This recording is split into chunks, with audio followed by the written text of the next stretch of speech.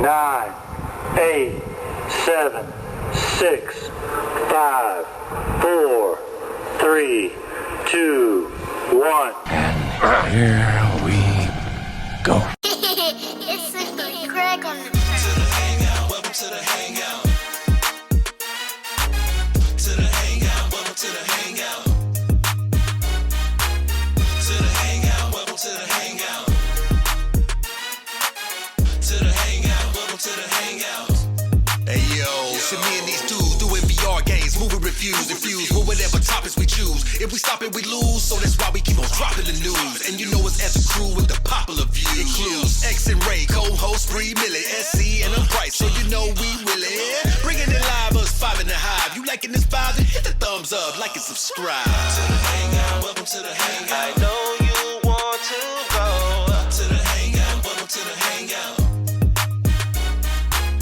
To the hangout, welcome to the hangout. Come and have some fun. To the hangout, welcome to the hangout. No matter where you're from. Hey, yes. Booker. All right, y'all. This is that one. You see, I must think of Nudie and think of think of Ray. You know what I'm saying? Ray put me on to that. Yes, sir. Oh man. We up in this thing. Shouted, hey man, we made it, man. It's Halloween, man. We made it, man. Everybody's still here, yo. Man. I know. I mean, we said we was gonna be right back, and we still came back, yo. You know, you don't usually make it after that right back, man. So, Price, can I hit him with it real quick? please do. Ooh. Hey, I'm just trying to tell you, man. Yeah, you've been leading all up to this, man. All these last 2 episodes that we put out have led up to this right here. When we've been telling you this is spooky month. Well, it's all been leading up to this one, which is our official first annual Halloween edition of the Hangout, baby. And we're glad that y'all came with us. You know what I'm saying? Make sure you grab your popcorn, your drinks, your flashlights, you know what I'm saying? All your stuff that you're going to need, your garlic, you know what I'm saying? Grosses, everything, man. Everything. Don't forget your treats, man. Just don't forget your candy, costumes. All costumes welcome, dog, you know. Yes. Grab a seat around the campfire. Oh yeah, I got my Timmy treat. I'm doing my part. You know what I mean? Let us tell you a spooky story. Oh yeah, man. Yeah, so this is it, y'all. This is what the one I've been waiting for, man. You know what I'm saying? The first one. You know, let's see how we do this. And then from this point on, man, hey, we just gonna keep bringing that thunder, man. So y'all just grab a seat, you know what I mean? Get ready? Cause here we go. It is that PRICE. And I got that boy on the left of me. It's me. SC. You know, name so nice, gotta say that thing thrice. And over on the other side, who we got? What's happening? What it do, hangers? It's that boy, country boy Ray, Mr. CBR, bringing them country spooky tunes today. Yeah. And I'm going to pass it on over. Hey. Yowie wowie, everyone.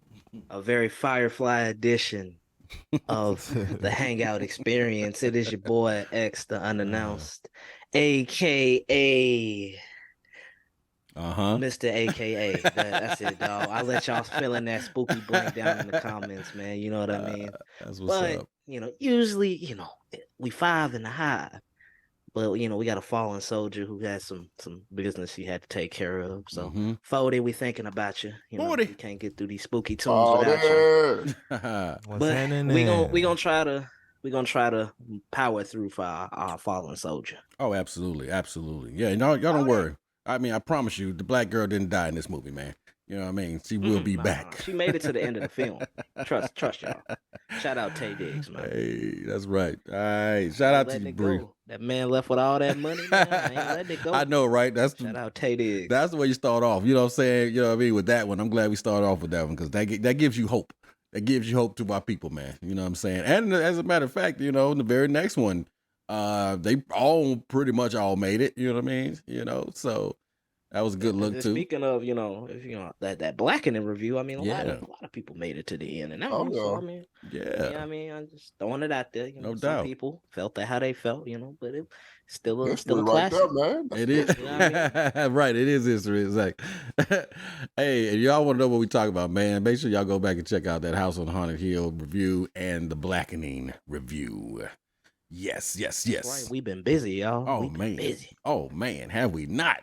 I'm trying to told you. Usually it's country tunes, but it's spooky tunes. You know what I mean? Yeah. No doubt, no doubt. Yeah, we back on it, man. We, you know what I'm saying? We back on our BS. You know what I mean? A couple of y'all reached out and asked, were we still doing our thing and so forth and so on. We are still doing our thing because as of October the 29th, we here, baby. You know what I'm saying? So it's going down, man. Y'all stick with us, man. We got a lot of stuff coming up as we move into the next season, the new quarter. Y'all gonna see, man. Definitely get a shout out to all our loyal listeners out there, people that's sticking with us, that you know what I'm saying, sound off in the comments, that man watch every video and audio Shout out, files that y'all, we put out, man. Blessing. But I'm telling you Y'all for are a real, blessing. y'all are the reason we do this, man. You know what I'm saying? We don't do this for ourselves. We do this for y'all, and we appreciate the comments and the feedback and so forth, so on. And as we grow, you're gonna grow with us. You know what I mean? So we're Y'all gonna see definitely a look lot out. too. Oh yeah. Oh, yeah. We got so much planned for y'all. Y'all gonna definitely Oh. see a lot. Man, I'm So excited, dog. tell a friend about us. I'm trying to told you. Birdman hand rub. That's right. Yeah, man. So but you know, here at the Hangout, man, we do care. You know, it's we talked about this a lot, you know, and we just want to explain this to y'all, is that we see ourselves as more of a deterrent, you know, for a lot of things that's going on out there in the world. We could talk about everything under the sun, you know. There are platforms out there for that. There are specifically for that. We tend to, you know, like I said, be more of a deterrent for all of the stuff that's going on. You know, we want you to come here and be able to, you know, let your hair down, leave all that stuff at the door, you know, come on in, man, and just try to find some positive vibes, you know what I'm saying? You know, some peace of mind and some laughter and all those things there. Because believe me, once you leave out this door, all that stuff, all those problems, they're still right there waiting for you. You know what I'm saying? But for just these 2 hours that you spend with us, we want to make you laugh, man. We want to take your mind all off that stuff. I say that to say that even though that's how we feel about it, certain things happen in the world that we just have to address. You know, we have to mention. We don't do a deep dive into it, but we let you know that we are aware. So for right now, we're going to take a moment of silence for, oh man, I just hate to even say this, you know, because it kind of gets you desensitized to all it. It's just so much. But another mass shooting unfortunately happened recently, October 25th, 2023, Lewiston, Maine mass shootings is what I'm referring to. An intensive manhunt is still underway for a suspect in Wednesday's shooting rampage at a bowling alley and a restaurant that left at least 18 dead and 13 injured in Lewiston, Maine, according to authorities. Law enforcement sources said a search of the suspect's last known address was conducted by FBI SWAT teams on Thursday. Robert Card, 40, is facing an arrest warrant for 8 counts of murder and should be considered armed and dangerous, police said. He is a certified arms instructor and a member of the U.S. Army Reserves, according to law enforcement. Police are urging residents to shelter in place and report any suspicious activity to authorities. Lewiston is the state's second largest city and is located about 36 miles north of Portland. The rampage in Maine is the deadliest U.S. mass shooting since the Uvalde school massacre. It adds to a grim docket of 565 such incidents where 4 or more people are shot, excluding the shooter, across the country this year, according to the Gun Violence Archive. Oh man, like I said, man, it's so much. You know, you almost get desensitized. Like every time you turn around, something like this is happening. But again, man, you know, we definitely want you guys to know that we care. So if you, wherever you are, you know, of course, if you're driving, you have to pay attention to that road. But wherever you are right now, if you can just stop and just give a moment of silence to everybody that is a victim of this heinous crime.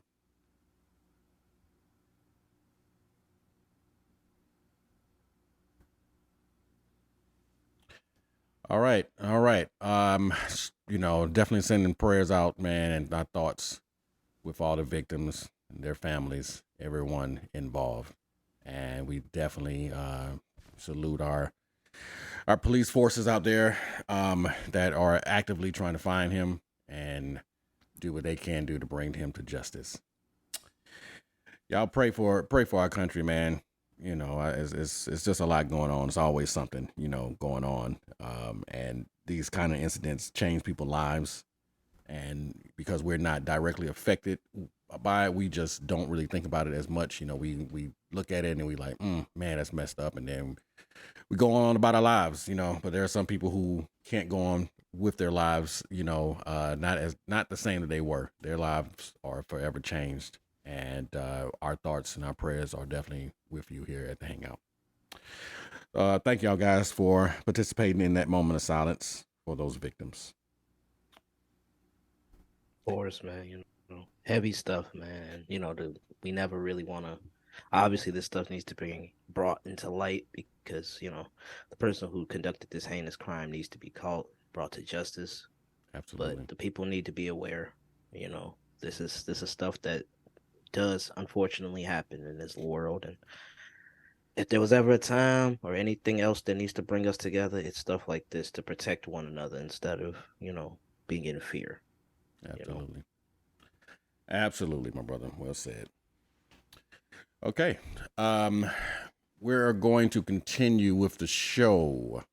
Again, this is our first annual Halloween edition. Spooky month and all that good stuff. And just as we have done, okay, we've done this whole time, man. You know what I'm saying? The first 2 episodes, we started off best candy, you know, best candy for Halloween. Very fun topic. Please make sure you check that out. A lot of laughs. And it just got even better once we moved on to the best costumes. Oh, man, we had a lot of funny moments in there as well. We talked about the 4 decades from the 80s all the way to the 2020s. Check out those if you want to know what the best candy and the best costumes are. But if you're here right now, we are now going to talk about the best haunted houses.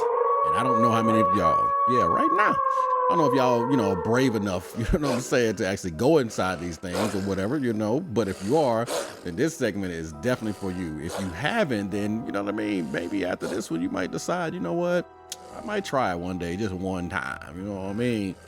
But what we're going to start off with is, this is crazy, and this is kind of what brought this whole, you know, conversation up, is that during the first week of Halloween, first week of October, they brought on a documentary that was on Hulu. And the documentary name was Monster Inside, America's Most Extreme Haunted House. And it's funny that they named that, because this is nothing like a haunted house. This is more like a torture den or Jigsaw's living room or something. I don't know, but this is definitely not what I would consider a haunted house, but this is what they're dubbed as. All right. Yeah, man, it was wild. But this examines McCamey Manor. All right. This is an extreme, and it's funny the words they're using, because even the words they're using is not enough. I'm telling you, they got to come up with more words to really describe this thing. But it's described as an extreme attraction designed to psychologically and physically torture participants with their consent. Now, make sure y'all understand, you know, psychologically, which is kind of most of them, but physically, this is where it turns. You know, a lot of them, people can't touch you. You know what I'm saying? They can't grab you. They can just jump in front of your face and whatever. This one, oh no, they're grabbing. You know, they're pulling you inside of stuff, and man, oh my God, if y'all saw that, man, it was wild. I definitely recommend everybody see it in the safety of your own home. So, but if you see it, you're gonna be like, yo, who thought of this and who signs up for this? And you would not think anybody would be crazy enough to sign up for it, but there are people who actually signed up for it. Crazy. Yeah, I'm like, at that point, that's the least surprising point, you know, that people would actually want to sign up and willingly give their consent to see how close to the edge they can be pushed. Man, you know what I mean? Like, people sign up for these type of thrills, and hey man, sound off in the comments if, you know, help me understand. You know what I mean? You just want to willingly be tortured, you know, just say that, you know. Right, I know, right? Tell y'all, you know what I mean? Because like signing away your whole life and you don't know what exactly it consists of, like Yeah. obviously, like, they have a wide range of things, so they would want to get to know you a little bit. So probably like an interview to kind of see, like, okay, what is your fear, so we could torture you with your fear to see how far you'll push to make you break. Mhm. I don't know, man. A lot of psychological stuff in that. It sounds crazy. And it's funny that you hit that. I mean, because you hit that right on the head.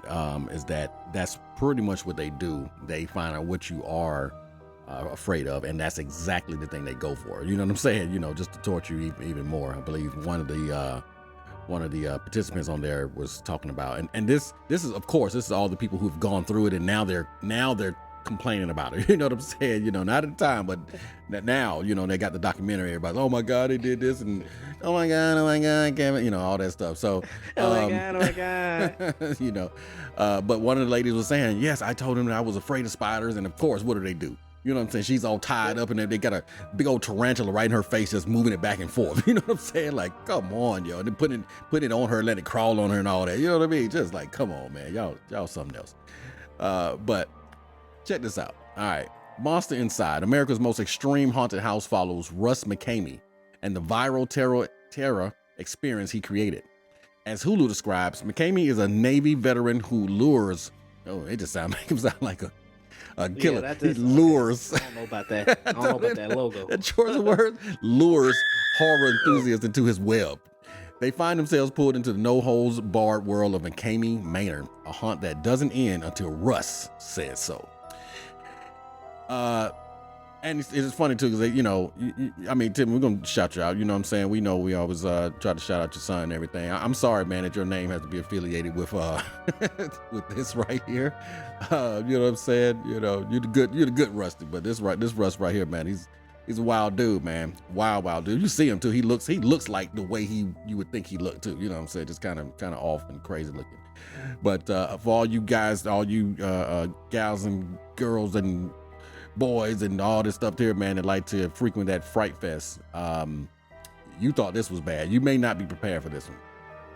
Find out everything you need to know about McKamey Manor documentary and why everything that goes on there is probably mostly legal, but be warned, this is not for the squeamish. Now, is McKamey Manor legal? Here's where it gets tricky. McKamey Manor requires participants to sign a whopping 40-page waiver. 40. Oh, wow. Yep. 40. Yeah, man. 40. As well as to undergo a background check, a sports physical, and a drug test. I mean, that's funny that they would say that. I mean, it seems like you would need drugs in order to just go into that thing. You know what I'm saying? So he'd be like, no, they need to make sure that they don't accidentally kill you. They covering all the bases. Oh, they definitely covering all the bases. Ain't no doubt. Well, what is your physical condition? You know, yeah. Do you have any prescriptions we need to know about? You know. And then the test is like one question, like drugs? Yes, please. You know what I'm saying? Like, you're gonna need drugs to get through this, you know. But yeah, it's crazy, man. Participants also must have a doctor's note asserting that they're mentally and physically healthy and well enough to participate, as well as proof of medical insurance. Now, with all those legal safeguards in place, it becomes very difficult to sue McKamey Manor for basically anything, because participants have legally consented to their own torture. I'm gonna put in parentheses, death. So yeah, I mean, when we was watching it, they were basically saying, like, I mean, you could die. And the people was like, oh, okay, well, cool, sign me right on up. Where do I sign? You know, like, man. Really? Where's the dotted line so I can sign? Wait. Oh. Bruh. You ready to die, huh? Yeah, dog, like this, man. Like, this ain't Biggie's album, man. You know what I'm saying? So I don't know what's going on with this Ready to Die stuff, man. But it's all good, man. They've also already been abducted and somewhat tortured by McKamey Manor, you know, after they've signed this waiver. But if that was truly the case, it could be argued that they were coerced, which could theoretically negate their consent, potentially opening McKamey up to a lawsuit. Now, the legality of McKamey Manor also varies depending on where it happens. If you make it to the end, and this kind of sounds like the plot of House on Haunted Hill, right? If you make it to the end, you get $20,000. But as of yet, if you make it through the night. Yeah, if you make it through the night. But as of yet, no one has been paid. Now, the one thing I realized I didn't mention was what they mentioned in the documentary, this goes on for several hours, you know. I mean, and then it can go up to, I think they even said to like 10 hours, you know, that this is going on. Like you in there for almost the whole day, just getting tortured. You know what I mean? So some of the stuff that we had, I mean, they had them blindfolded, they had them locked in freezers. I mean, handcuffed. I'm talking about, man, they throwing stuff on you. You know what I'm saying? They kind of choking you a little bit and all that. And man, it was wild. It was wild. And some people probably right now like, okay, let me look into that a little bit, you know, I don't know, you know. So for all you, you know, adrenaline heads out there, you know what I'm saying, like that adrenaline rush and whatnot, this might be for you, man. But understand that we here at the Hangout don't condone this, you know what I'm saying. We suggest that you don't sign up for it. We want to make sure that you don't get him, you know, twisted to say that we told you to go to the McCamey Manor. I'm telling you not to. I don't think you would want to do this, man. You know what I'm saying? Just check out the documentary first, and if you still think it's for you, hey man, do what you gotta do, but please let us know. You know what I'm saying? Let us know how it was, because I will not be going to that.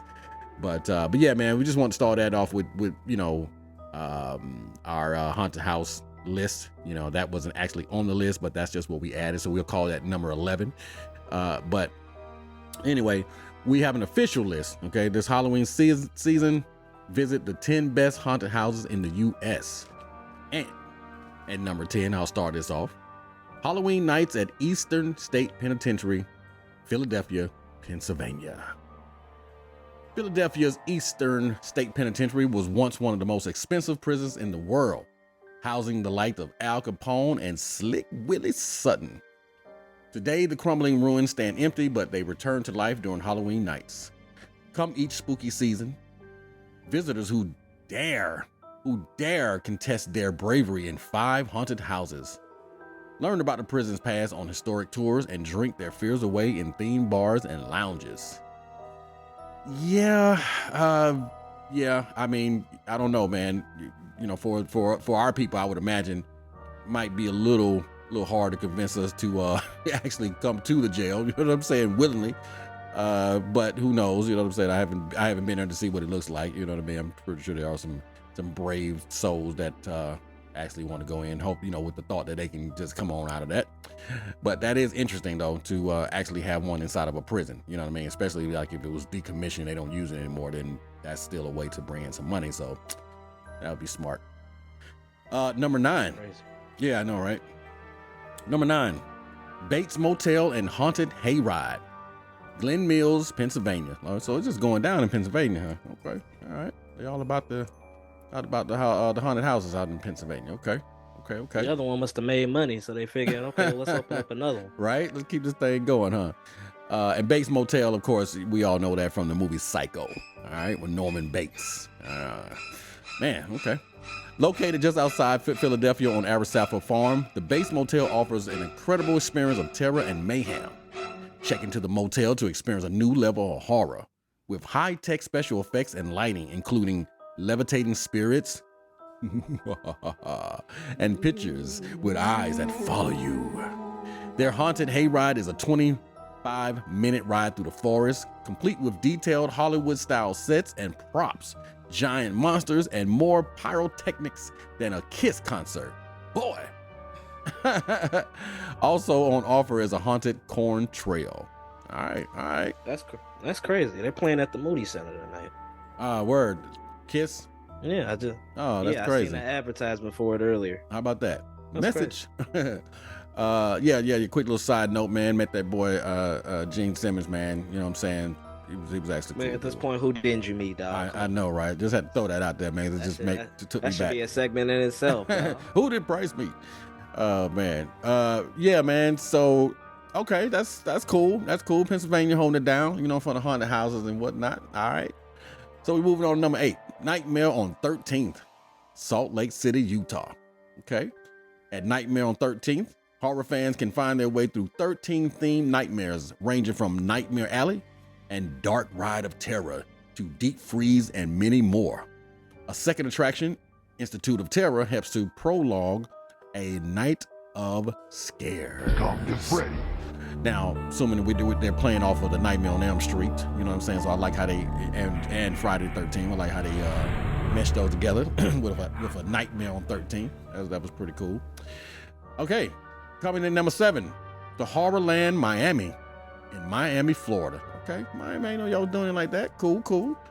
Described by expert Nikki J as absolutely terrifying. The Horrorland Miami is a themed haunted house experience that includes 5 main haunted attractions along with 8 scary outdoor zones. Additional activities include bloody carnival games and freak cirque shows. And visitors can regain their composure in the food village and coffin bar. Okay, then when you have a coffee bar, they have a coffin bar.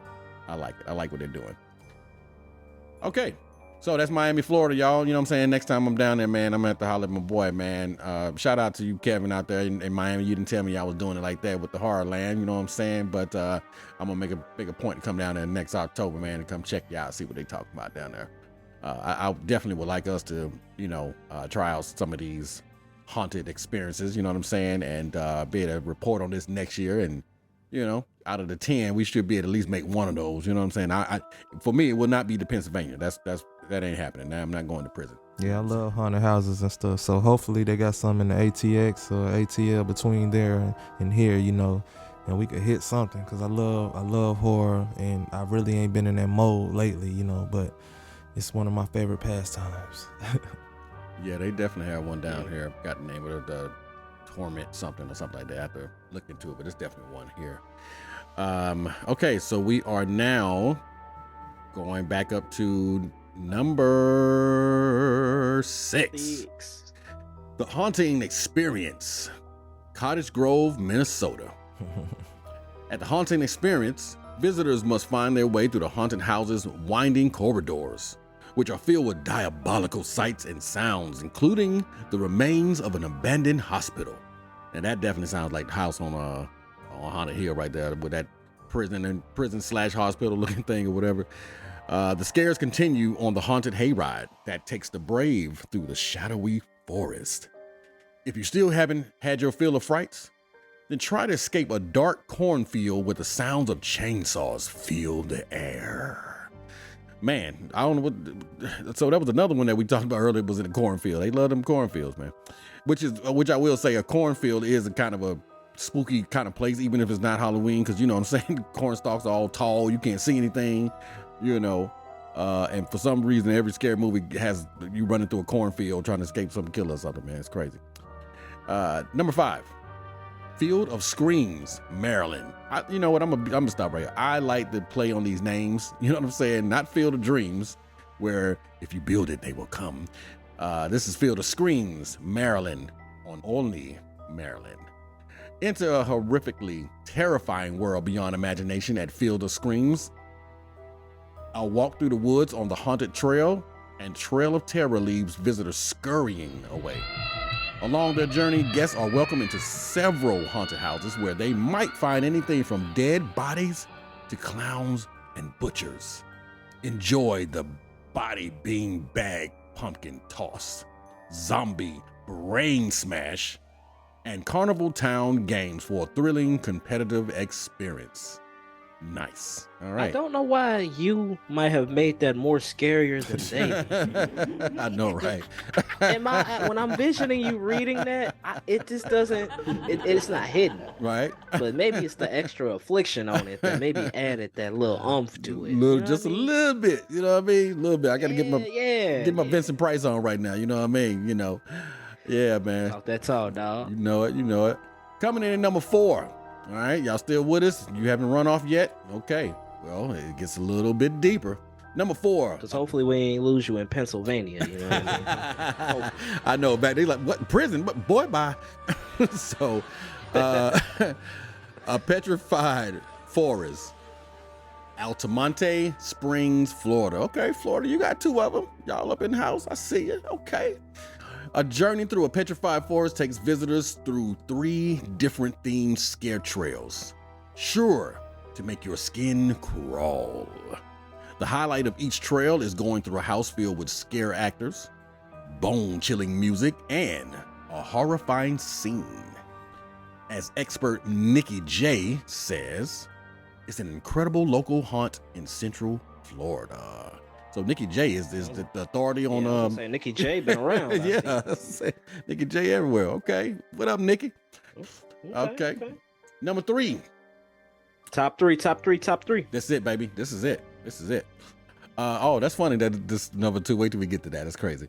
Number 3. Please. Azra Chamber of Horrors Haunted House, Madison Heights, Michigan. At this haunted house, those who dare will encounter Azra, an ancient and powerful dragon, and his collection of the scariest fears, which he stored in the Chamber of Horrors. Around every corner, there is something new and terrifying, trying its best to conquer anyone bold enough to walk the halls. Wow. Okay. Madison Heights. Oh, man. Get you. Madison Heights. I don't know. Maybe it's something about the name Madison, but it's always kind of used in horror movies. There's a VR game right now, PSVR 2, called Madison. That's supposed to be one of the scariest ones out there. So shout out to all you Madisons out there. You got some scary names, apparently. Number 2, we're going to bring it back. We're going to bring it back, man. You know what I'm saying? Field 3 spots. of Screams, Pennsylvania. Mountville, Pennsylvania. Boy, it's going down, man. So 3 spots, dog. Hey, I'm definitely going to Pennsylvania, bro. It won't be in the penitentiary. A lot of stuff happened up there. It was like one of the first states, right? So, hey, man, it's a lot of history. A lot of history. Well, as long as we take a stop in Scranton, for those who then we go to Pennsylvania. Gotta get my paper right first. There it is. That's right. Well, before you do that, then take a stop off into Mountville, Pennsylvania. At the Field of Screams in Mountville, Pennsylvania, visitors can choose from 4 terrifying experiences: the haunted hayride, 2 haunted houses, which are Den of Darkness and Frightmare Asylum, and the Nocturnal Wasteland, a fear-filled forest. If you think your heart can take it, you can try to conquer all 4 during your visit, which is exactly what I'd be doing, because if it costs some money, I'm going to get my money worth. I'm going up all 4 of them. Yeah, you got to hit all the attractions, really, so you can please believe go ahead, feel it more. You know what I'm saying? Like you said, believe. get your money's worth. Now, this is it right here. This is it, man. You know who had to bring it on home for your CBR. You know what I'm saying? Number one, baby. You know what I'm saying? They know how it go down. Cutting Edge Haunted House, Fort Worth, Texas. Yeah, baby. Okay. Ain't bigger and better in Texas. You already know.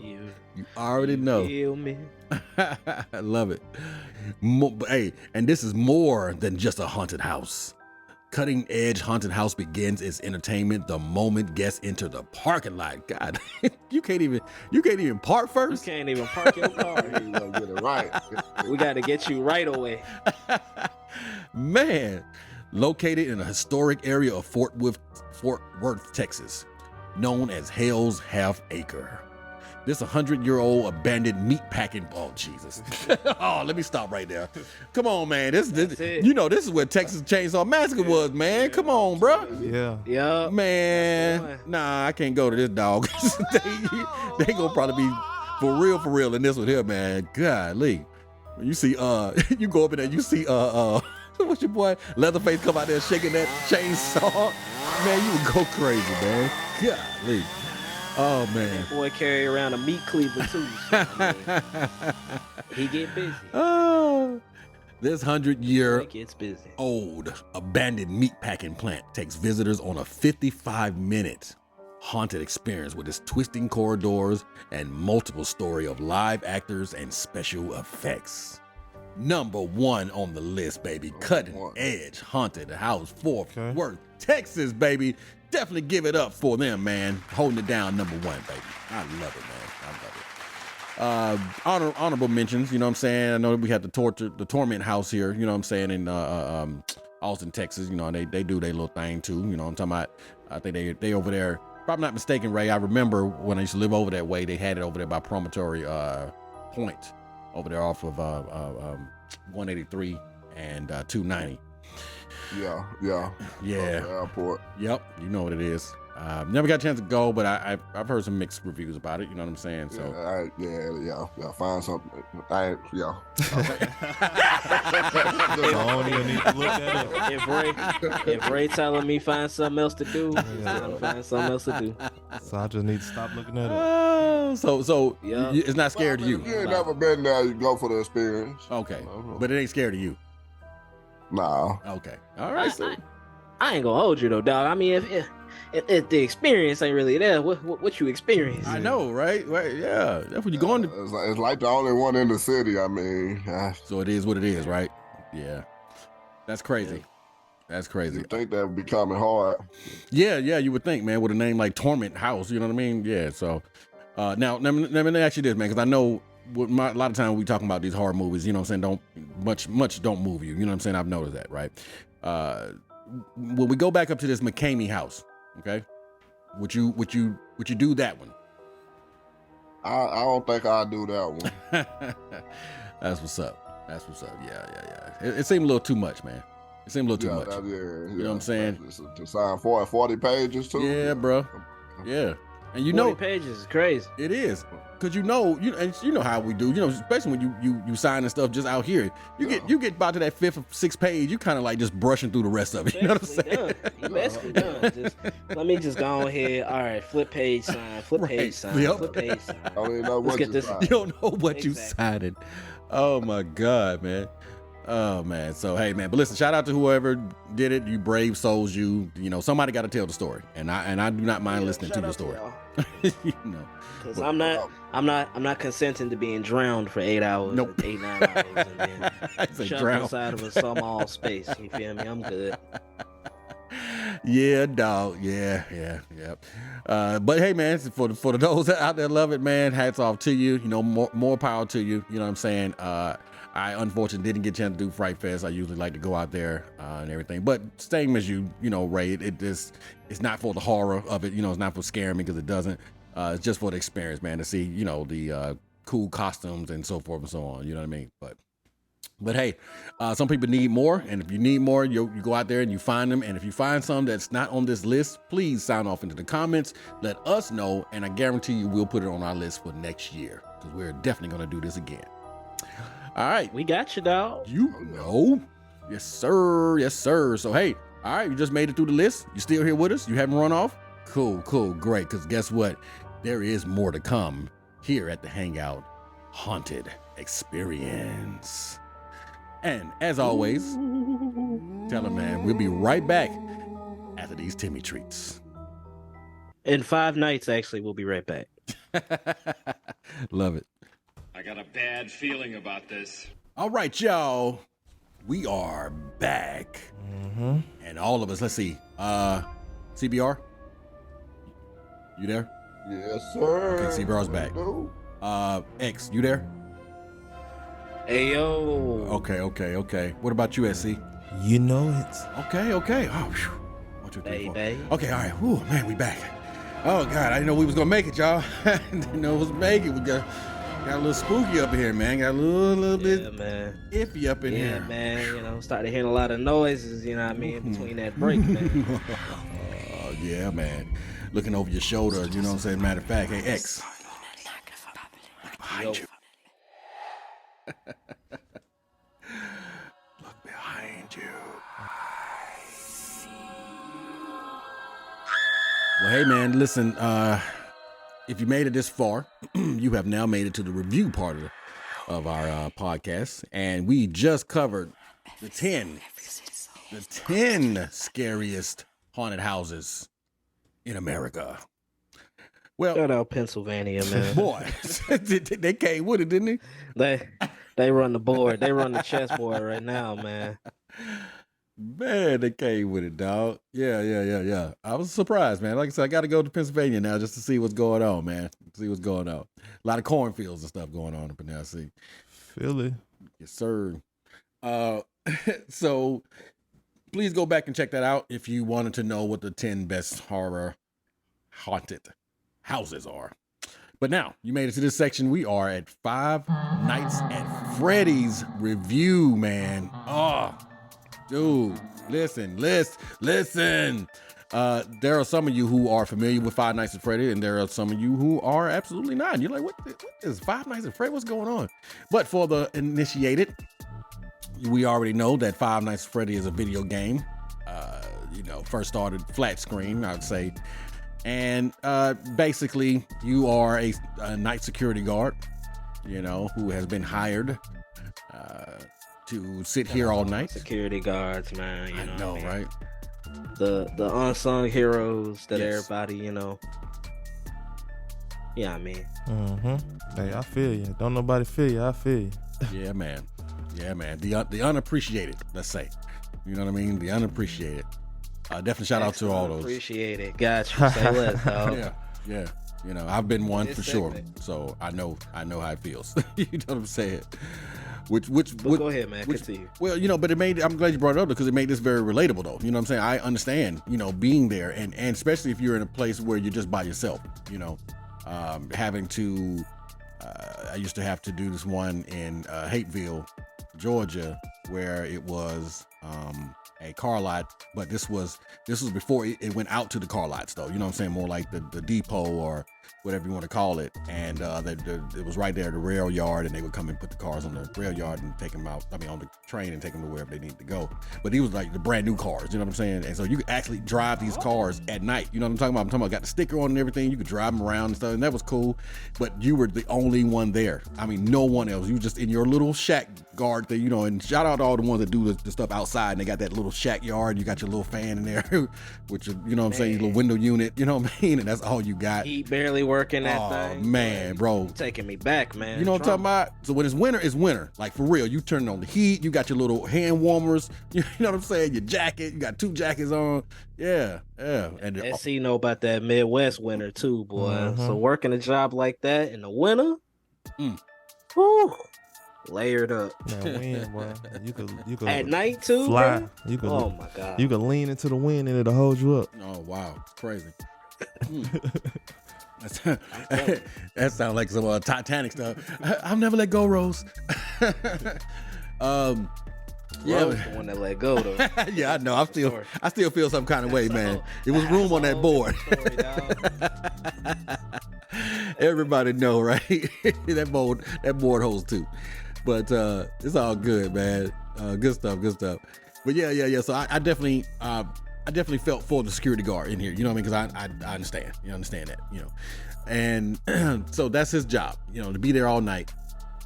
And we know from the game that I guess the manager or whoever gave you the job comes on, leaves a message and lets you know, hey man, this is what's happening. The last guard, and I think on there, he has different issues as to why the guard didn't work out. You know what I'm saying? He body odor or just different things. Yep. Everything except for, hey, he got murdered. Tried to add some humor to it, Right. One guy ended up moving, and this guy had bad BO, and Right. this guy couldn't, stay awake at night, and small stuff like that. Small Other stuff. than the actual real reason. Exactly, right? Which is what we find out later, right? Oh man. And so if anyone who is not familiar with it, okay, for the uninitiated, let me just tell you this. The best way for me to describe it, people are like, what's Five Nights at Freddy? I said, just imagine you've been to Chuck E. Cheese. Oh yeah, I've been to Chuck E. Cheese. Okay, well just imagine if Chuck E. Cheese, the actual animatronics were murderous animatronics. You know what I'm saying? If they could actually get off of that stage and come down and kill you and then eat your pizza. The animatronics do get a bit quirky at night. That's pretty much Five Nights at Freddy. So the next time y'all go to Chuck E. Cheese, just imagine, what if the Chuck E. Cheese characters went crazy and we just, all the doors locked and we couldn't escape and, whatever. But I tell you one thing though, X, and you're familiar with the game, that some choices they made in the movie that I was like, that's different from the game. So don't like that. You know what I mean? It kind of took away from it for me for that particular reason right there. So I agree. But I agree with your take, but I also feel like too, a lot of times when we see adaptations, they try to pull from this material source, but they also try to add a little bit to let you know, okay, hey, it's similar, but it's its own thing. Yeah. Without So a I doubt. kind of came into this with the feeling like it's gonna be like the game, but they're gonna do something different. So I'm not gonna try to pull what's different. I'm just gonna let the film try to tell it to me. And I'm like, do I remember that? I don't think that was, like you said, I don't think that was in the game. That had to be the movie. You know what I'm saying? So I can navigate it properly. You know what I mean? Yep. I know exactly what you mean, man. Yep. But yeah, and they definitely did that, you know. And some of the choices they did, I'm like, okay, of course, you know, when they do move it up to film, they have to make it make sense. You know what I'm saying? You know, the video game world is you know, fantastical at times, and you don't need a bunch of explanations. You know, you just get into it and have fun. Touch and go, real touch and go. Like you don't need too much really to pull the video game off, unless you know you want it to be a hit. Right. I mean, you want people to play it and you want people to come back to it. Right.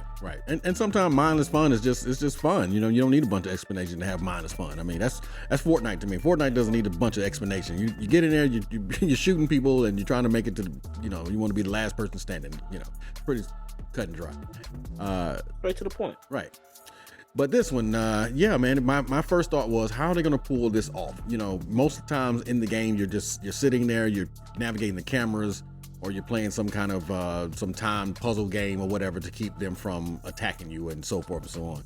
So how are they going to make a movie an hour and 50 minutes of this? Okay, that was me going into it like, okay, how are they going to pull this off? Now, the first time I heard about it, I was only familiar with one person that they said was going to be in the movie. And right then they had me. I'm like, all right, that's my man. You know, this is the OG right here. You know what I'm saying? Of young horror. You know what I mean? So when I saw that, I'm like, all right, this might be doing a little something, right? And that guy is my man, Matthew Lillard. And for all you Scream fanatics out there, we know who was that? Stu. Gotta have Stu, man. Gotta have Stu up in the stew. You know what I'm talking about? You know, spoiler alert. You're gonna make something horror related, you know? Hey. Gotta have an OG and a... Gotta have it, man. So spoiler alert, you know what I'm saying, for Scream, you know, I won't go too deep into it, but we do know that Stu was one of the protagonists, one of the antagonists, rather, of the movie Scream, the first Scream, okay? The very first Scream. So when they had that in there, I'm like, okay, they taking this thing a little serious up in there. I haven't seen him in anything in a while. I think the last time I saw him in was probably Scooby-Doo or something. You know what I'm saying? So just to have him back, I'm like, that's what's up, bro. That's how you come back into this thing. Actually, you might be right, bro. I don't think I've seen him in anything else. I'm saying. Other than Scooby-Doo. I'm saying. Being honest. Hey. That was the last movie. He did them two. That's it. He did them two Scooby-Doo movies, and then this is the most recent. Yeah, and did he Scooby-Doo this stuff up out of there? That's almost 20 years apart. I'm saying. Scooby-Doo was 2000. Yep. 2002. Exactly. 2004. Yep. And now, if you're gonna come back though, that's kind of how you come back though. You know what I'm saying? So I wasn't mad at him. So, all right. Well, let's take it back. Take it on back. All right. Okay. So definitely got to name the main protagonist of this, and that's Josh Hutcherson, who played Mike Smits. Mike. Yeah, I'm not too familiar with him as an actor. He's playing a lot of stuff. But I haven't. I think I've seen him in something else. Oh, Hunger Games. Yeah. Yeah, I've seen him in the Hunger Games trilogies. Saga, I'll say. Okay. I'll say saga, not trilogies. I think I've seen maybe every movie that he been in. Okay. Cool. Okay. Unintentionally. You know. Okay. But, that's true though. Yeah. He don't usually be advertised as like a main star or anything, but he just find his way. Gotcha. He definitely find his way. Well, he working. I mean, that's you know what I mean. You don't have to be the big star of everything, man. Just stay working, you know. And obviously he's working. That's cool, man. That's not bad. So Josh Hutcherson. All right, that's the main star of the movie. Like I said, we got Matthew Lillard, Elizabeth Leo, who I'm not familiar with either. She played the role of Vanessa Monroe. Playing like Dexter or something, or you or something. Yep, you. Okay. Look at SC. He got it, bro. Okay. Gossip Girl, right. too. Gossip Girl, too, though. Nice. Okay. Cool. All right. And moving on, I think this actress, I've seen her in something, but I just can't recall. But Mary Stuart Masterson, who played Aunt Jan The person that you love to hate. We don't like Aunt Jen. Boo. The person you love to hate, boy.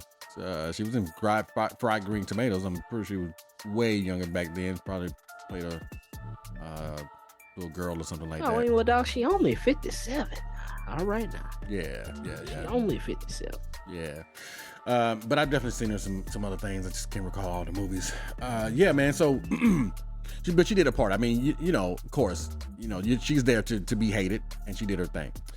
I definitely got to give a shout out to this young actress Piper Rubio, who played Abby Smits. She was entertaining. Played her great. Played her great. Man, she was entertaining for me, man. I truly enjoyed her every scene that she was in. You know. Especially one particular scene when he had to take her to work, and you know she'd been wanting to go to work with him the whole time anyway. But you know, she goes and he's in the car and he's trying to tell her like, "Hey, look, when we go in here, all you're gonna do is sleep and such." And she ain't even looking at him; she's looking at the thing like, yeah, okay, whatever you say." It's like, yeah, sure. Just get me out this car. You know? Right? You know, let's hurry up and go inside. Let's go up in there, baby. You know. She's definitely somebody you probably look out for, man. 'Cause she played her part. You know, you definitely see the potential in her. So, okay, all right, man. So, X, do you mind, man, just giving us a quick little overview of what this movie is about? Not at all, dog. So, peep this, guys. The overview of Five Nights at Freddy.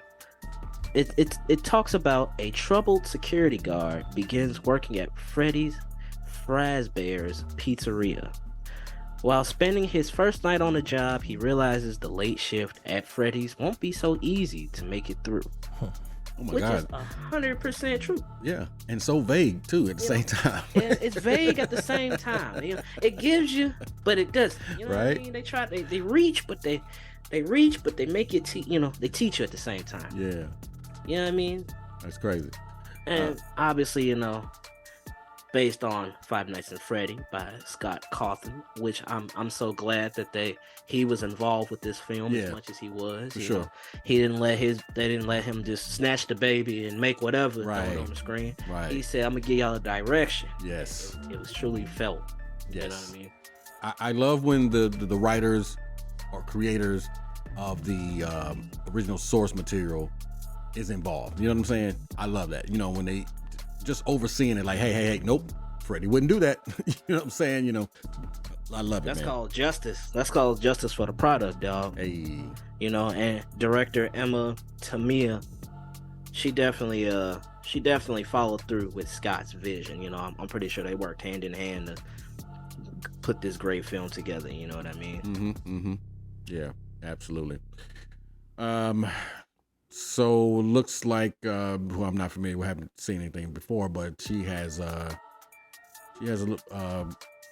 movies called The Wind, Blood Moon, Delivered, Jay, Myself, and Fair Chase, which I am familiar with none of those, as a matter of fact, but I'm pretty sure somebody probably have seen some somewhere, and that's what's up. Obviously, she's done something to garner attention and the respect of the producers and the studios and everything like that to feel comfortable enough to helm this movie. So the release date was October 27th. Okay. Just a couple days ago, as from when we were recording this, we're recording on the 29th. Yep. Just came out this past Friday. So make sure y'all go check that thing out. It's also streaming on Peacock. No plug, but just in case y'all can't make it to the theater. Yep. It's at home streaming for y'all too. Yep. And my bootleggers, you know what I mean? Y'all just hold it down, do your thing. Oh yeah, do what you gotta do. We understand. No snitching. Yeah. Do what you gotta do. You know what I mean? It looks the like budget though. Yeah, go ahead. Budget though. $20 million. Mm-hmm. But just off that couple days alone, it looks like box office hit $78 million in North of America and $130 million globally. Yes. So made far. money. Is making, and that's in 2 days. Dog. That's opening. That's opening. Yeah, that's opening weekend, man. So that says a lot.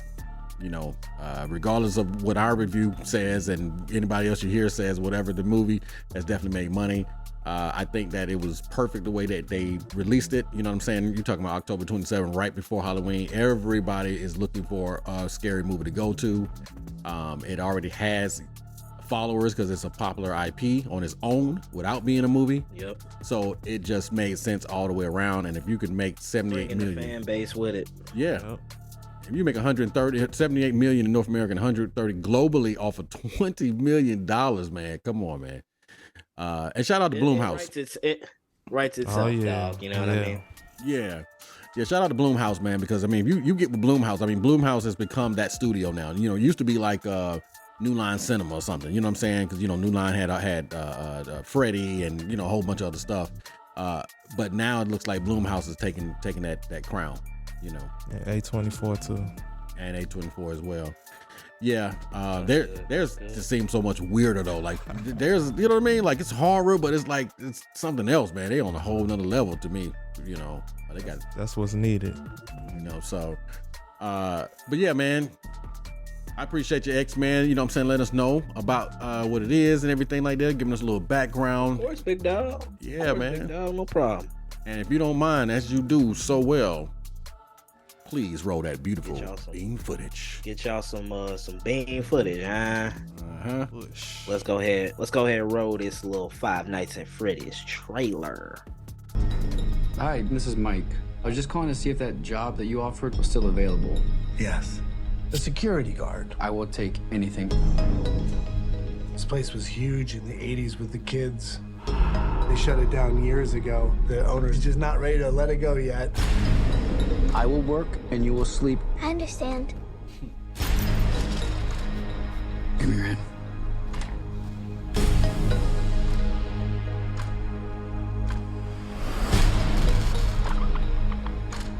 All you have to do is keep your eyes on the monitor. Welcome to Freddy Fazbear's, where fantasy and fun come to life. Okay.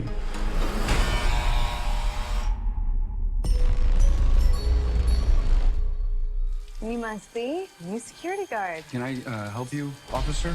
Have you met them yet? Met who? Them.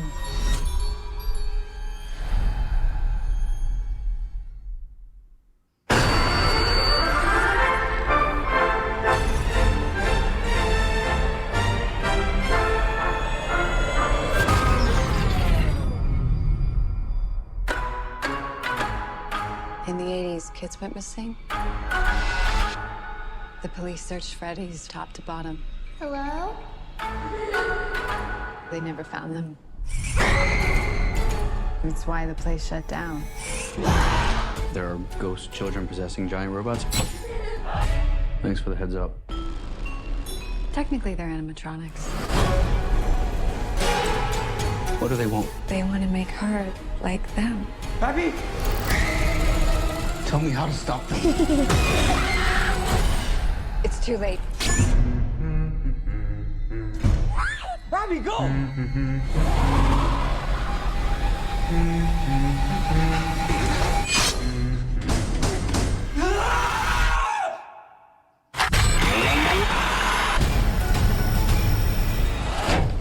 Where to? Why do I always get the weirdos?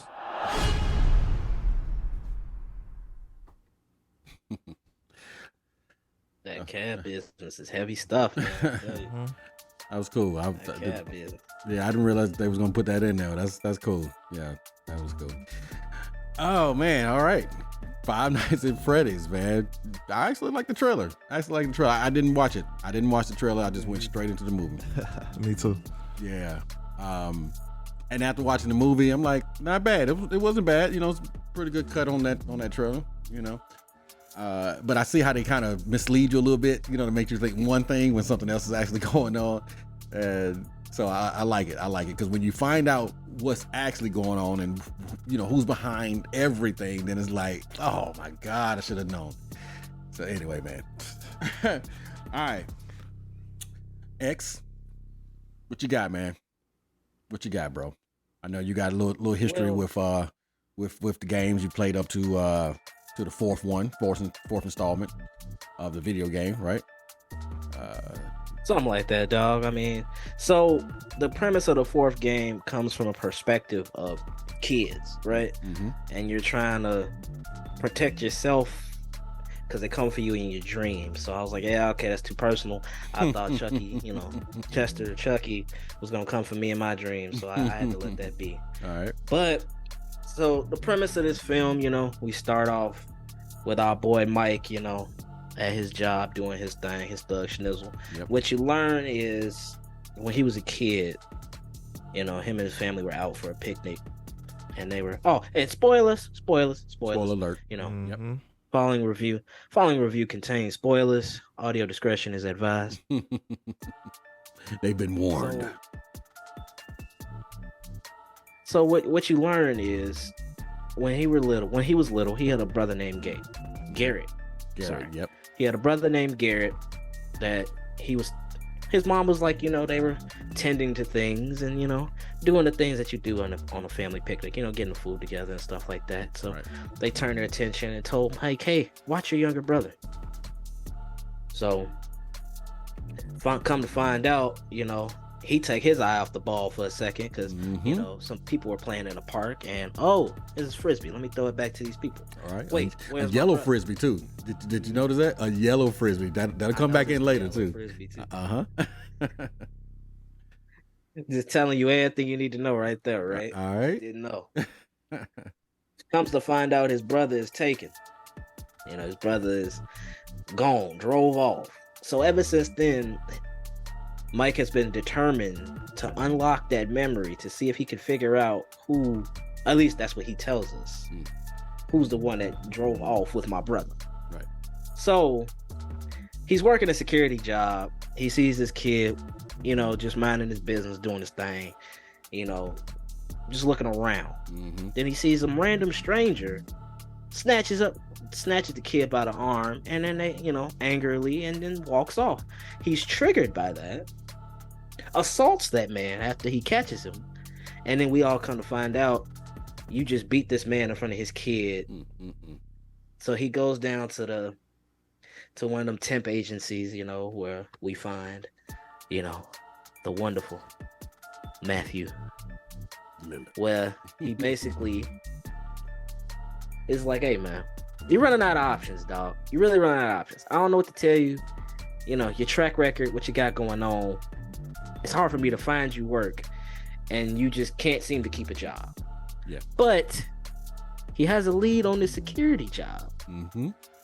It's at night, even though at the time Mike says he can't work nights, but he thinks he'd be a great candidate. Now, hearing the story is where light bulbs and stuff started like working for me. Because when he saw that man's name lit up a little bit, he was like, huh. And looked at him, leaned in a little bit too, didn't he? Leaned in. He said, man, look, I got you.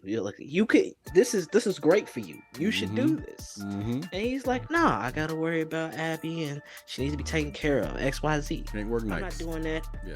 Don't want to work nights. But he says, okay, just take my card, do what you gotta do. I'm just saying, it's open if you want it. Right? Now X, before you go on, let me point out something real quick. At the time, now to be fair, at the time, if you're in the movie theater and just like you said, he recognizes something, he's in the middle of so what's your problem, Mike? And then he pauses and he's like, and at the moment now, X, I'm gonna tell you, like, you're kind of like, okay, that's weird, but it doesn't give you a whole bunch to know exactly what's going on. It's just weird enough for you to say, okay, interesting. I'll keep that in mind, right? So yeah, I just had to point it out, man, because in the theater when we bring this up later, for people who have watched it or whatever, of course, but the people who have not watched this yet, and like I said, you had the spoiler alerts. That moment right there is a moment. But you don't know exactly what's going on, but you know something's going on. You don't know what, but it does get the wheels turning a little bit. That's why I said before I even said it, I was like, it had the wheels turning afterwards, but I wasn't thinking too hard into it. Right, same here. So then you go back to Mike, right? We find out that Aunt Jan wants to take custody of Abby because Mike isn't fit to raise her. Now, it gets convoluted, but not as convoluted, right? So Max, who's played by Kat Sterling, has been babysitting Abby while he's been at work and stuff like that, right? For free. So now, let me add it for free. For the free, because he says I pay. Yep. But I'm down bad right now. Yeah. And she's like, it's okay, it's cool. And that right there, X, is your second. Who's gonna watch somebody for free?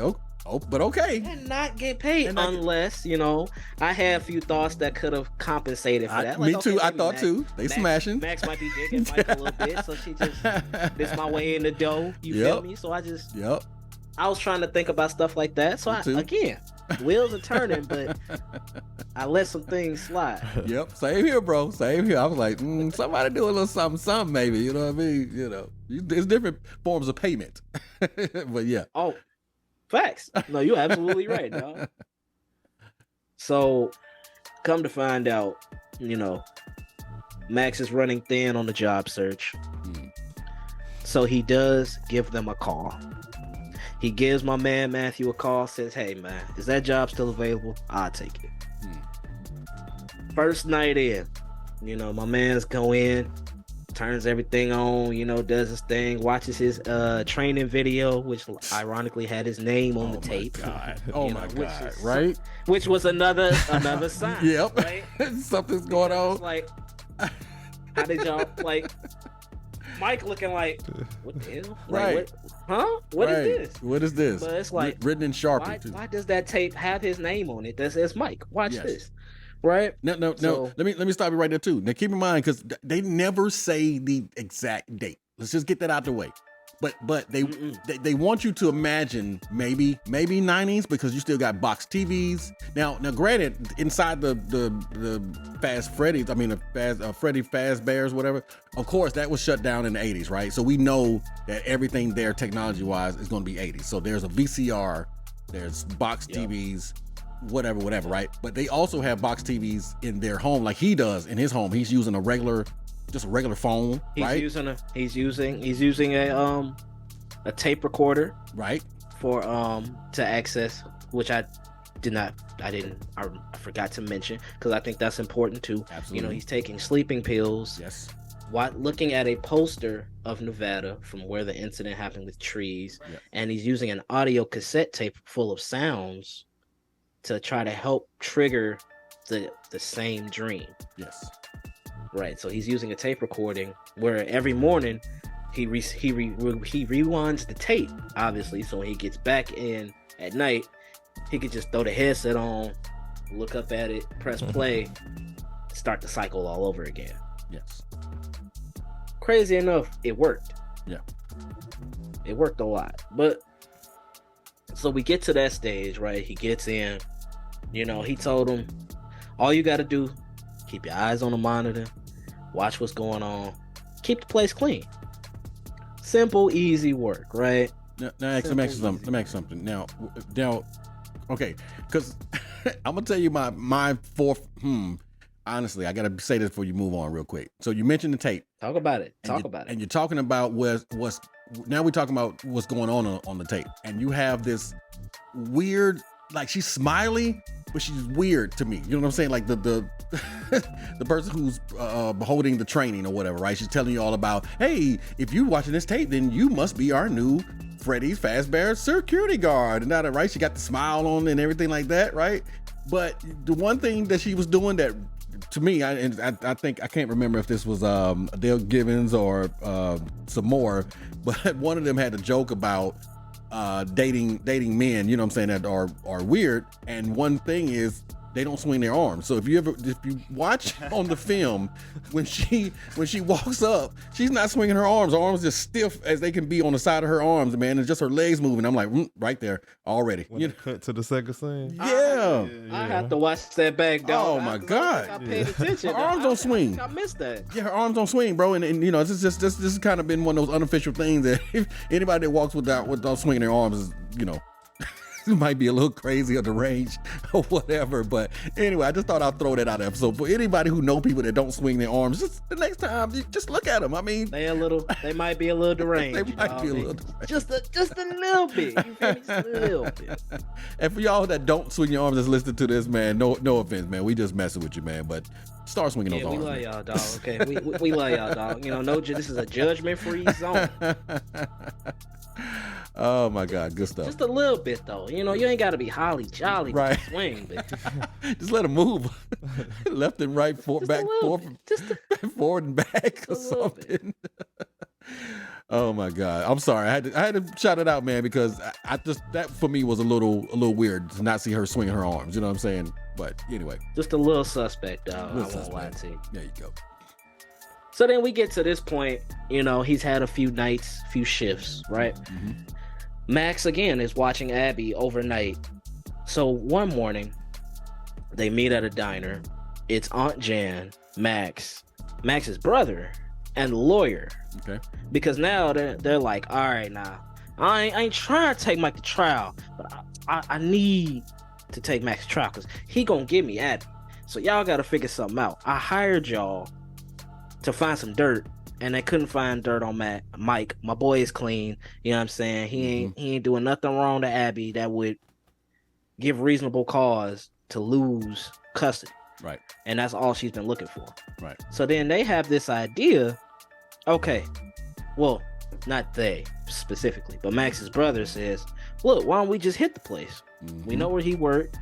We damage it up a little bit. He loses his job. You get Abby. Because, now, mind you, what? They were supposed to get the information. Right. Right. No information, no $200, according to Aunt Jan. Right. But they do this, they get $1,000. I was like, I'd have fought for that $2,000 a little harder. For real. If it was me. For real. Because I'm like, $2,000. $2,000 tops. She didn't even push back. Like this is a crime that we're about to do. He just accepted the $1,000, and I'm like, I'd have pushed just a little bit for the crime, for the $2,000. If that's just me. And you know what though? You know what? They might have been trying to show you how desperate they are though. You know what I mean? Like they're so desperate that they'll take whatever. If she would have said 500, they probably wouldn't even push back either. They already was going to take 200 for her babysitting every day just to try to get some information. Like she ain't getting paid from Mike. You know what I'm saying? She ain't even get paid. So basically she did all that babysitting and all that stuff for nothing because she got nothing. You know, she would have at least had to give us, you want us to do this, then you're going to give us the $200 right now. Then I'll go. Right now? Yeah, right now. Right now. And so. I'm waiting on my money. Yeah. And so it tripped me out though, dog. But I'm going to tell you something. That little scene right there for me, the funniest part of that scene was that lawyer, bro. That lawyer, man, the way he was looking from the time when Aunt Jan was trying to get the child the first time, and the way he was looking, not saying a word, but his eyes all bugged. He looking like, what am I doing here? And he's trying to get him out of there, bro. When she's sitting there talking about all these crimes, he's like, I just realized I don't even belong here. I shouldn't even be here right now. I'm a lawyer. I need to get him out of here. But she ran him. Doug, sit down. He sat on right down. But shout out to that dude. He sat right along there. He militant too. Dude. Say less. I mean, boy. But shout out to him, man. That actor. He played that part, man. He looked scared and confused and everything, man. But I like this part too. So I had to give him a shout out. I respect that, dog. I do. So then we get to this point in the film where, okay, they end up hitting. Oh, I glossed over a part, but I'll make sure I rehash it.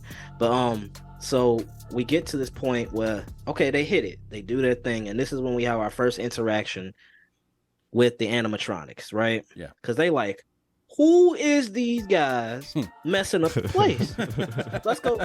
Let's go clean house. Messing up our place. Yeah. You know what I mean? They mopped the floor. Done deal. Sealed and, signed, sealed, and delivered, as they say. Absolutely. Now, what I didn't mention was that on one of the night shifts, Mike got a visit from an officer. Yes. Vanessa, played by Elizabeth Leo. Yeah. You know what I mean? She came in, she kind of put Mike up on game a little bit without putting him up on game. Right. So fast forward, she's the one that comes to tell Mike, hey, someone just broke in. Mm-hmm. And then obviously doing her police detective work and stuff like that, handed that man his bottle of pills Mm-hmm. and said, listen, it's criminal negligence. How you arrested? If I do this, you gonna talk to me. Yep. Right?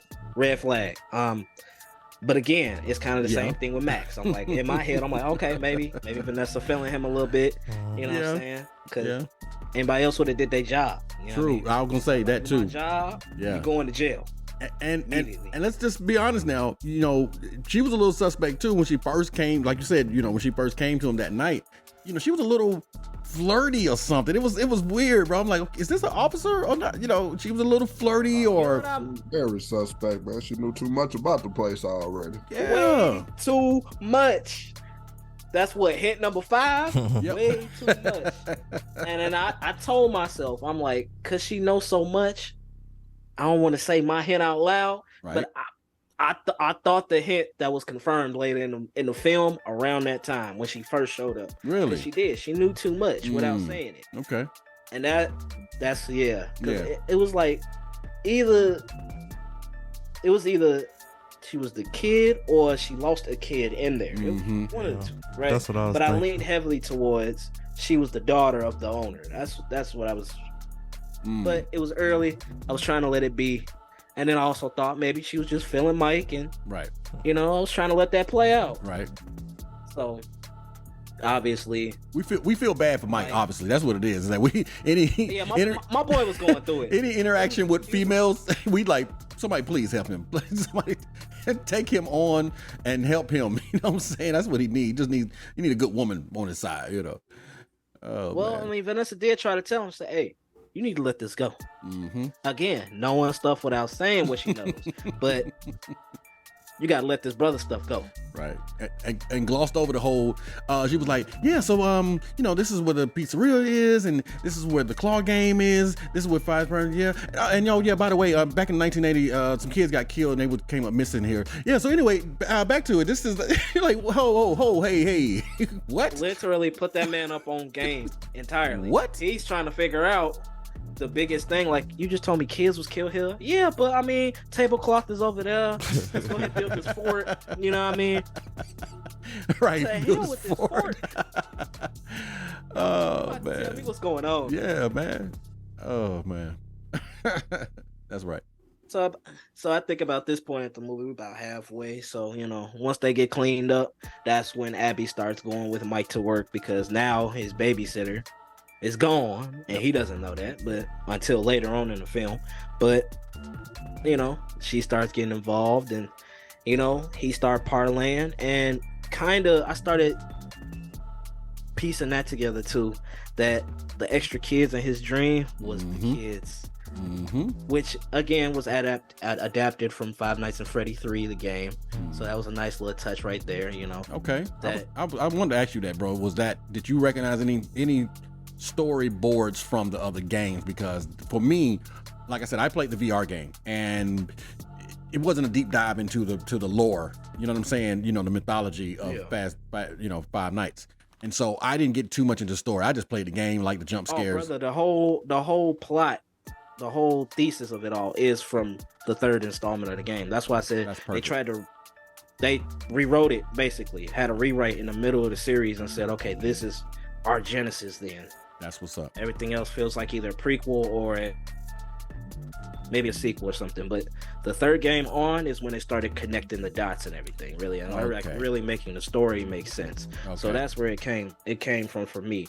So when I started peeping everything, that's when I kind of started like, okay, maybe Vanessa is the daughter of, right? You know what I'm saying? Because it's like that's the story that they're going with. Like the kids, ghosts, gotcha. You know.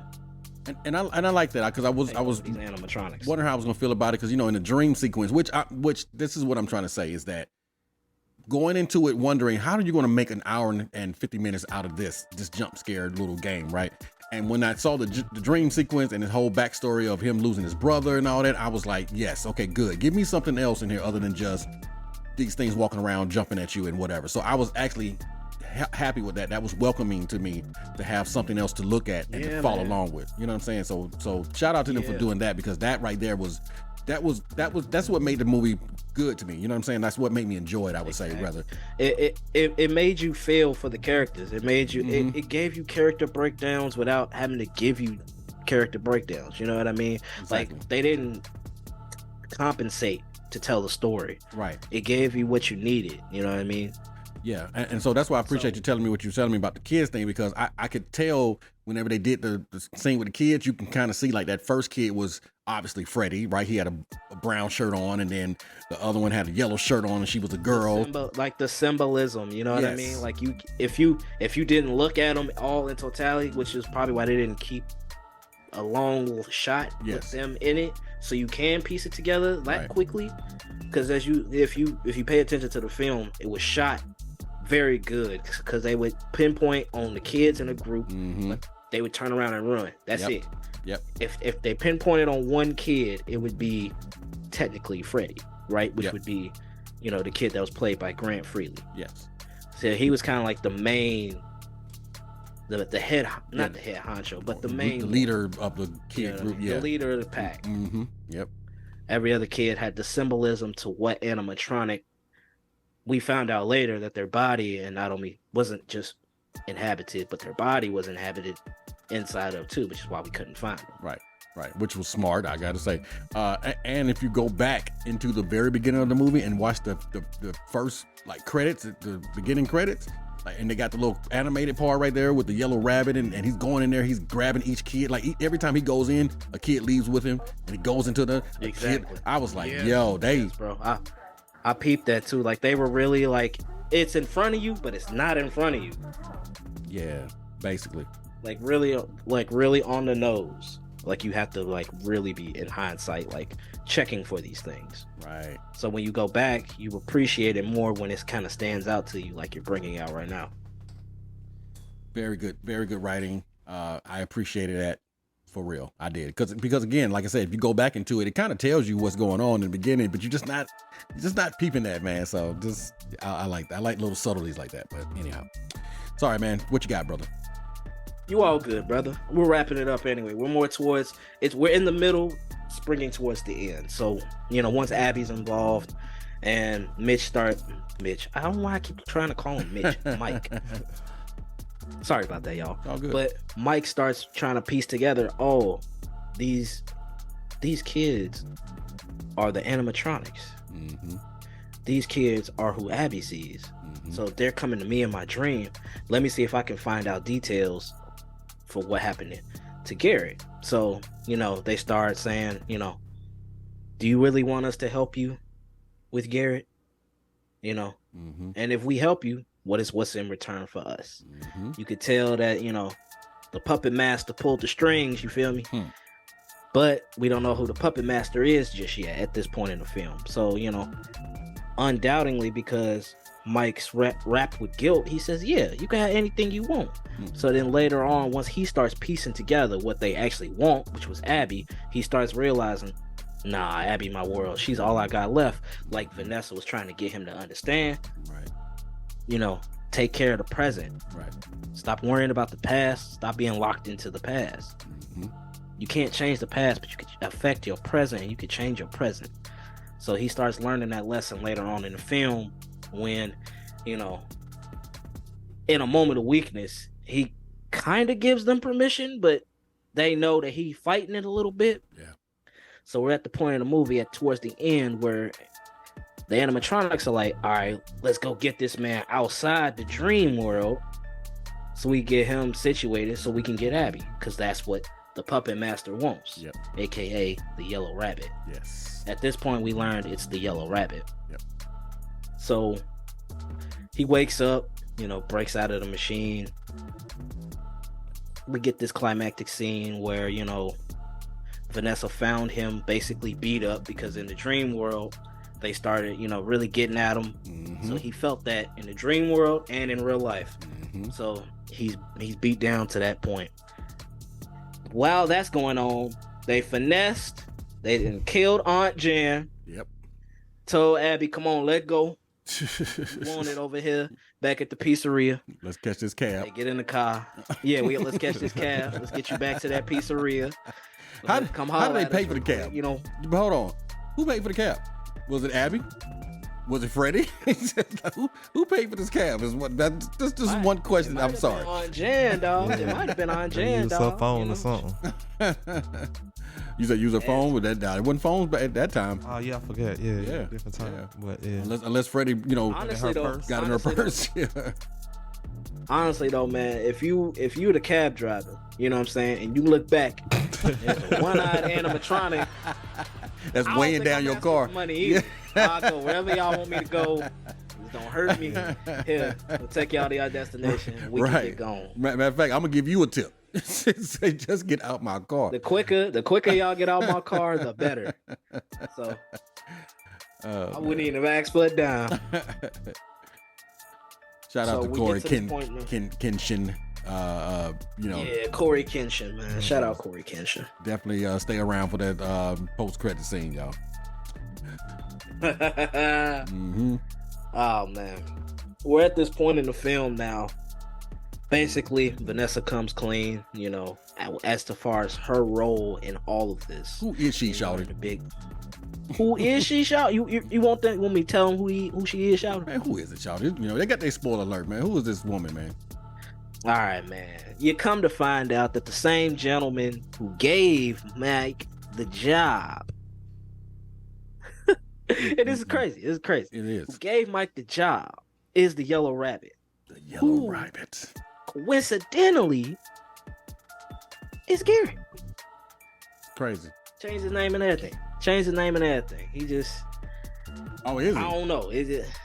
Are you saying you think that's him? You think that's his brother? I think that's him, dog. When he looked at that picture, saw that she had that same plane that he had. She did. I thought I thought that was saying that he actually grabbed Garrett. He was the one that grabbed Garrett, and he, you know what I'm saying? I don't know, killed him, did whatever. That could be. I don't know. Another interpretation. But that's interesting what you're saying. I know, but that's interesting that what you're saying though. It is. I mean, it's interesting what you're saying to that because Josh didn't recognize him. I mean, Mike. Now you got me like Mike Smith didn't recognize him at all. I don't know, man. It's weird to look at any of those flashbacks. Yes, it's weird to look at him because he didn't recognize him at all. Like Matthew obviously recognized the name, you know what I'm saying? And I was thinking at that moment, he got not the boy was carrying an ID or something, but I'm sure he asked the little boy what his name was or something like that. You know what I'm saying? And who knows? He might have been stalking the family. I mean, for him to which it could be true, like you said, because you're right. He could have been the one to kidnap him, and maybe we don't know what happened to Garrett. Mm-hmm. That was just a working theory I had, but he could be the same person that kidnapped him that same day. And then when he saw the name, oh wow, I did take his brother. Let's see if he willing to go through the same thing, because again, Vanessa being the daughter, she was in on the loop.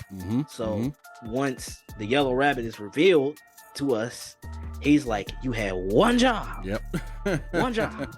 And you're supposed to keep him in the dark. Yeah. And let us do our thing, because all we wanted was Abby, which is crazy. Yeah. Right? Yeah. But for some reason, they were able to control the dream and say, hey, you can have this. This is the vision you want. Just give me a kid, dog, and I want Abby. But obviously, again, he learned that's not the way to go. Let me protect my present. Yeah. So that's a good working theory. You know what I'm saying? Obviously our hangers can chime in the comments when they see the film and, give us their working theories. Let's talk about that, because it's a good way to, try to piece together more pieces of this film. See, my only argument for that that he's the one to snatch is because he's older than Mike, and Garrett was Mike's younger brother. You know what I'm saying?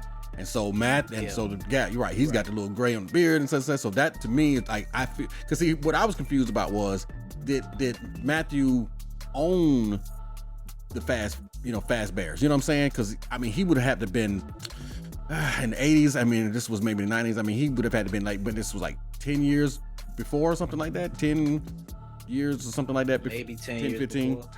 Yeah. Possibly. If we're dating the film to the 90s, yeah. Right.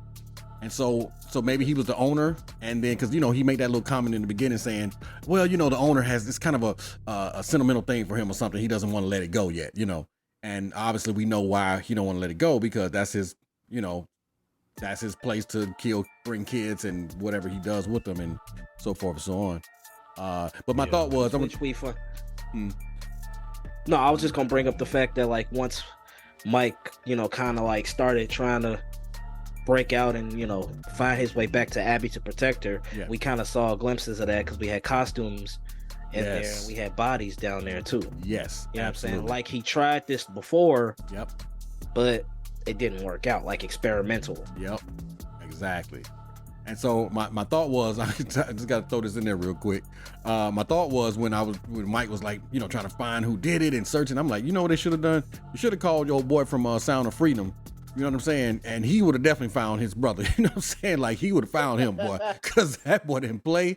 He didn't let it go. He quit his job until he found that kid. I'm like, they should have called my boy, man. He would have definitely got up and got Garrett back. You know what I'm saying? So y'all check out that Sound of Freedom review. Yeah, go check out that review, man. Oh man, that's wild, man. But at this stage of the game, Vanessa gets yoked up by her, and by yoked up I mean, they have a small confrontation with her father, because he get the girl, kill him, So my man's, he took the knife and stabbed his daughter with it. I know. I was like, whoa. That was crazy. It was crazy, bro. Yeah. Crazy plot twist. But then once Mike realized, like the I'm not gonna call her a therapist, but the social worker, doctor, was like, how kids express and communicate. She was like, I thought that was a real cool scene when he was like, hey, Abby, make sure you tell your friends that the yellow rabbit has been messing with them and hurting them this entire time. Right. So she gets Picasso in it up, dog. Right. I know, right? Rips down the poster so that they can see it. Hey, y'all better get this yellow rabbit. Man. Y'all. Yeah, this the one right here. Yeah. And then they was like, oh, word? So he was in an older suit, which causes him to I think they said the animatronics or something like that, or something in it. This thing snaps. Remember, it's supposed to snap. It's supposed to be a layer that snaps where you can still get in and out. Right. It doesn't harm the person inside the suit. Of it. Yep. The newer ones, which the newer suits was, they pierced the body and stuff like that, and which is what ended up happening to him. They ended up ripping a hole through it and taking off that protective layer, so that when it clamped in, it clamped my man's on the inside. And he said, always be back, always come back stronger. Yep. And they dragged that man off as the place crumbled, and everybody got out. Had ourselves a film, dog. Hey, I tell you like this here, in true Stu fashion, you know what I'm saying? When you stabbed his daughter, I'm like, that's some Stu stuff right there. That's some Scream Stu. It would have been. Did you notice the knife? Yeah. I just want to say like that was a small homage to Stu. To Scream. And what would have really been one if the daughter would have been like, I'm feeling a little woozy here. You know what I'm saying? Just like he said when he got stabbed in Scream. But anyway, that's to all the Scream fans out there. They know about that part. But yeah, man, hey, bro, listen, I'm gonna be honest with you, bro. From coming off of the game, knowing about the game, and I appreciate you giving me more insight into the third game and the fact that they actually, this was them basically rewriting that for this film. I appreciate you giving me that because I didn't realize it. I didn't know what story they was going off of other than just these jump scares and your security guard. So for me coming out of it, I was like, not bad because I've seen way worse comic video game adaptations. You know what I mean? So I was like, okay, definitely got some flaws, but yeah, I was cool with that. So yeah, man, like that was basically the premise of the third game. Was like, hey, okay, so now it's not just what we've been telling y'all the first two games. So really, this guy named William, taking kids, doing his thing, and now he's kidnapped kids and done his thing. They shut him down, and it's not just ghosts, because the running thing on the first 2 games was it's ghosts. Really? So they kind of like they pretty much followed the games and plucked a little bit from each of them. Like the dream sequence came from the 4th one, and they were plucking stuff as they went along with it. You know what I mean? But the main meat and potatoes came from the 3rd game. Gotcha. So it's this old owner who can't let the place go, who's been kidnapping kids, killing kids, and stuffing their bodies in the animatronics. The animatronics used to kill you, like they were possessed by the ghosts, and then they would put you inside of it, which is the machine that y'all saw, like the whole face and the wires and stuff. Like that's how they would kill you in a sense if they caught you, right? And you were just told that the ghosts wanted to possess it to get you, and now your ghost is taking it over, stuff like that.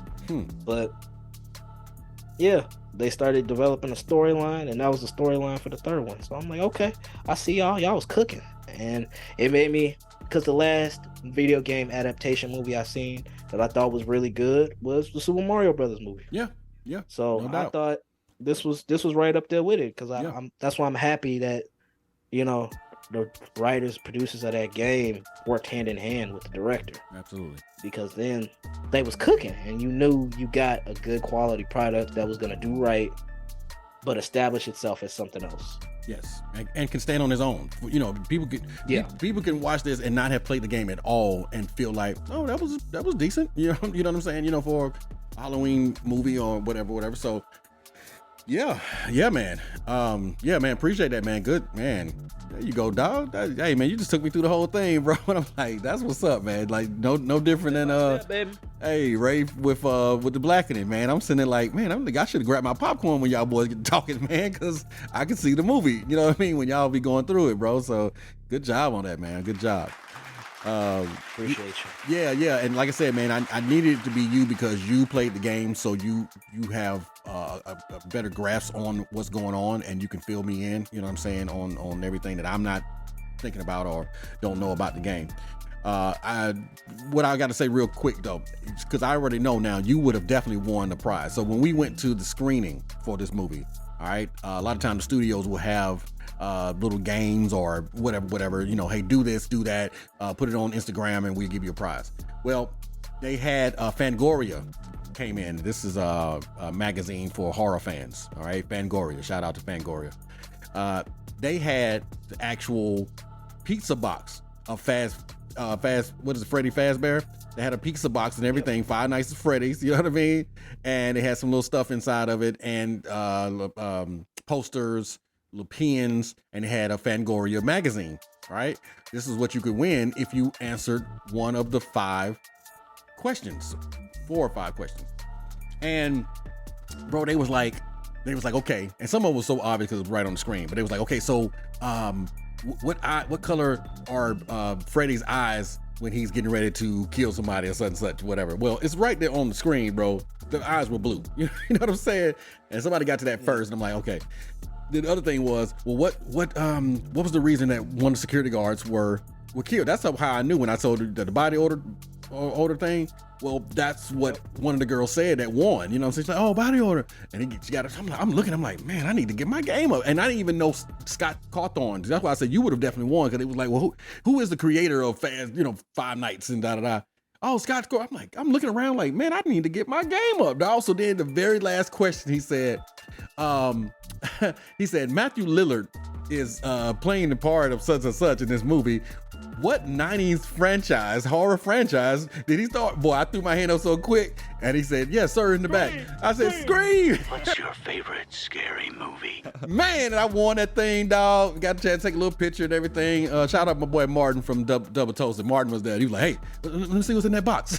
So, and everything like that. And they had 2 shirts in the box. They had some pins. They had a poster. And like I said, the Fangoria magazine. So I got like that, dog. Yeah, I got a chance to walk away, you know what I mean, with a little prize, man. Yeah. Especially like you said, something so storied like Five Nights at Freddy. You know what I mean? Yes. Giving us a little bit of, hey, this is our film, but you know what I'm saying? We get y'all a little extra. I know this is a franchise, you know what I mean? So, oh yeah, I could have got us a couple of those, dog. I ain't gonna hold you. Absolutely. Everybody could walk the way we want. So yeah, man. But speaking of which, just remind me, I think I got something for you though, as a matter of fact. Yeah. Hey man, listen. To it. Hey man, listen man, good stuff, man. Good stuff. We're gonna go ahead and move on into these ratings. Let y'all know how we felt about this thing right here. For me, and I'm gonna let you finish it off this time, X. For me, I gotta go in. I'm gonna go in first. I'm gonna dive on in first, man. Again, y'all heard some of my sentiments about it. I think it was a good game adaptation. We haven't had a bunch of them, you know what I'm saying? So when we do get those gems, you know what I mean? Whether it's the Mortal Kombat, the first Mortal Kombat, you know what I'm saying? Shout out to that for one in the 90s, you know what I'm saying? The classic for me. Like you said, Super Mario Brothers, you know, other video game adaptations that have come. The first Tomb Raider for me was okay, you know. So when you get them, you're like, man, ooh, this is what's up, you know what I'm saying? You know, like we told y'all all the game playing we was doing, you know what I'm saying, it meant something, you know what I'm saying? You know, so for me, that's when you get to prove to people who don't play video games, like I told you, it's a good story, right? So I was happy about that. Of course, you know, some of the other things that in there. For one, for me, I wish it would have been a little more gory. You know what I mean? Definitely more gory. It wasn't scary. You know what I'm saying? It was themed, you know, as horror, whatever. It wasn't really scary. There was a couple parts where it was like, all right, that's a little, I can say intense and everything like that, but you know, just the suspense. It was very suspenseful at certain parts, you know. But that was it. I would have definitely liked more gore. You know, I thought I was going to get, you know, especially with being Blumhouse, I just thought I was going to get a little bit more gore out of it. You know, I think that every now and then they showed you a bloody hand or something like that. And, you know, when he got sliced on the hand or something, or the wrist or whatever. But for that, I did not like that. You know what I'm saying? Give me some gore. This is hard. This is horror, man. You know, give me a little something to work with, you know, not so much of these insinuations and, you know, things like that, you know, of, oh, the door closed and you hear screaming. No, I want to see some of that now. I need to see a little something on that thing, right? So anyway, so for that, I have to ding it, you know what I'm saying? But as far as everything else, I did like some of the setup, you know, again, not knowing what was going on in the beginning, just knowing that your boy was involved, something was weird about him. You know what I'm saying? I did not know it. And so when they brought it back and they revealed him, I was like, how about that? You know what I mean? So, cause I'm not gonna sit here and lie and say I knew it was him. I knew the daughter was involved some kind of way or whatever, but I had forgotten about him. You know what I'm saying? Cause I do like the way they did it. Like they showed him in the first part of the movie and then you didn't hear from him again. Nothing, man. And then all of a sudden it's like, oh wow, okay, cool. And of course, knowing it was Stu, you know what I'm saying, I should have known. I kicked myself actually, like, of course they wouldn't have him just in here to give a man a job, you know what I'm saying? Of course, but literally, right, not just to give a man a job, but hey, yeah, I've been pulling the strings this entire time. Exactly. So so for that part, I was like, man, that was cool for me. Like I said, Elizabeth Leo, the Vanessa Monroe, you know, character, it was kind of like my man Clifton a little bit, you know what I'm saying? It was a little obvious.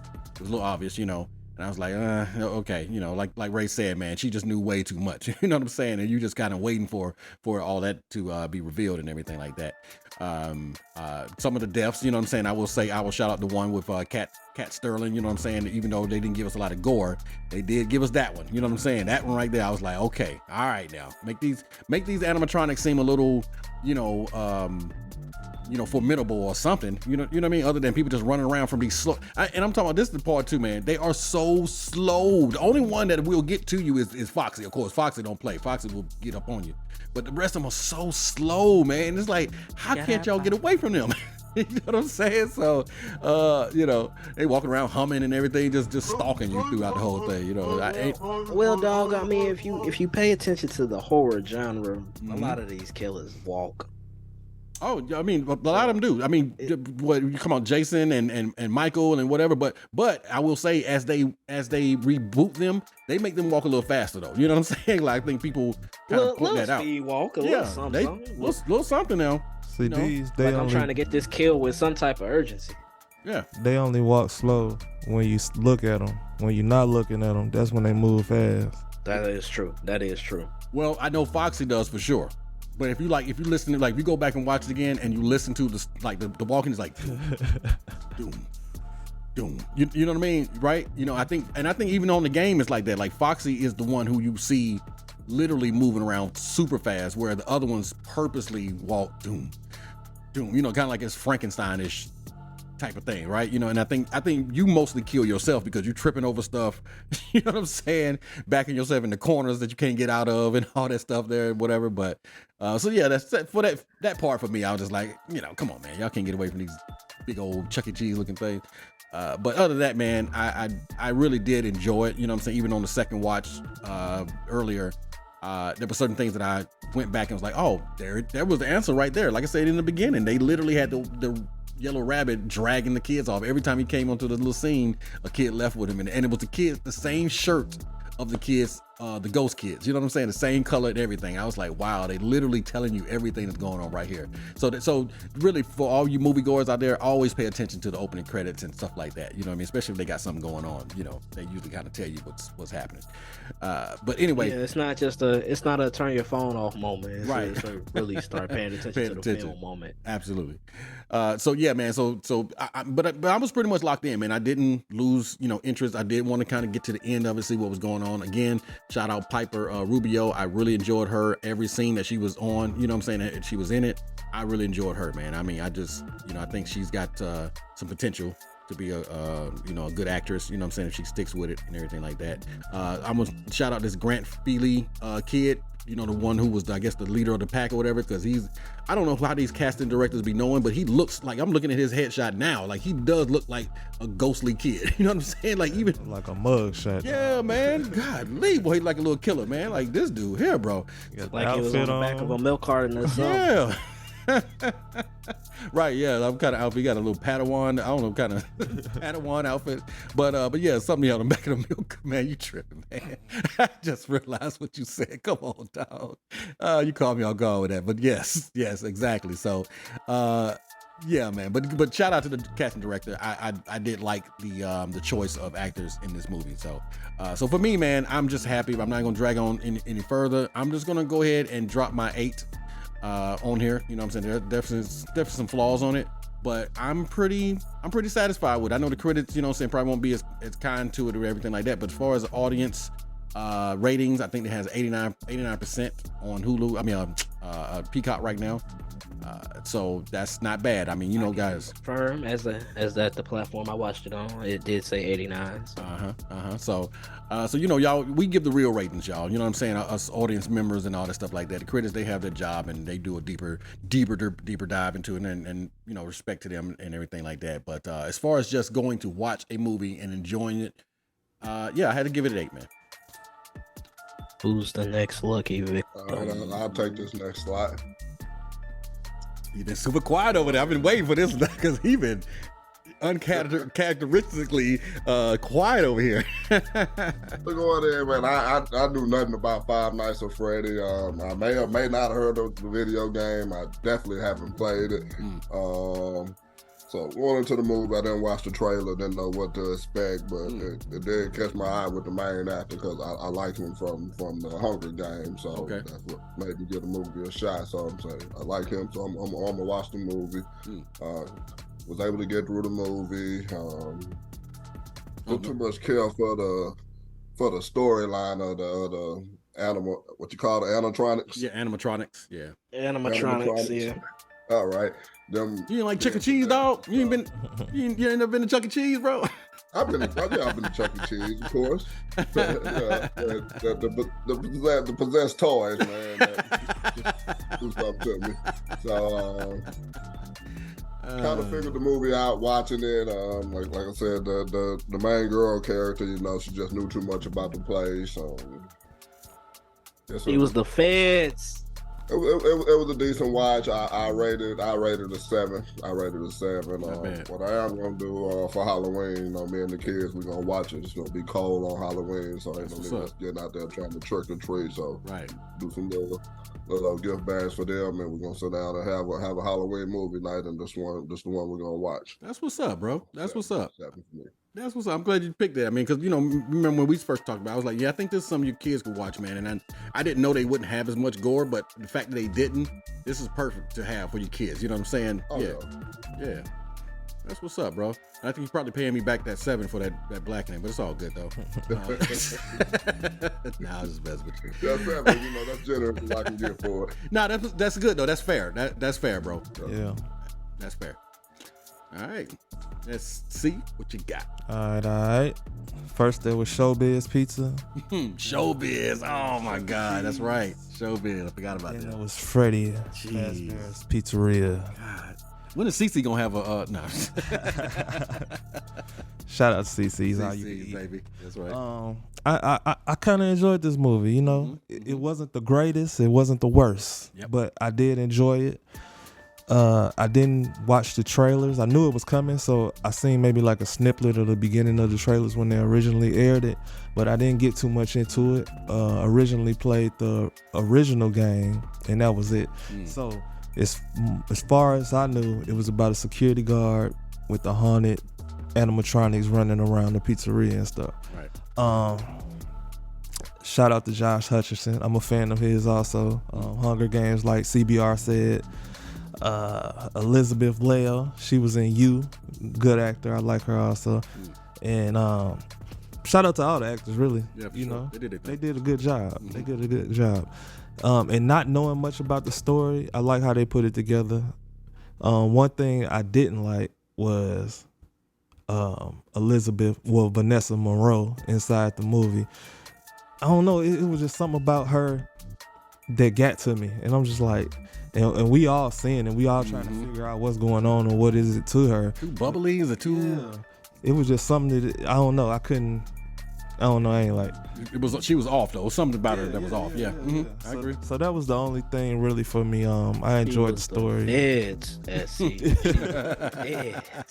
Yeah, man. Like that was crazy. And then she eventually comes to her end. You know, at the end. Right. Like I said, great actors. I like the scenes. I like little jump scares. It wasn't too gory, but I like the kills and how they killed, especially the people that broke in and tried to, you know. They deserved it. Yeah. You don't feel bad for the burglars, right? Whenever they. Yeah. I'm looking forward to a sequel to see how this will continue, how the story will continue, because we definitely know, well, we don't definitely know, but we would assume that the Yellow Rabbit is still going to be around. Something like that. That ghost in that suit. He put that head back on, like, all right, I'm ready. Yeah. Take me. Yeah. Yeah. And keep it short and simple. I'm going to give it an 8. I'm going to agree with you, brother. Yeah. I'm going to give it an 8. No doubt. That's fair. Yes. All right. Drum roll, please. X-a-million.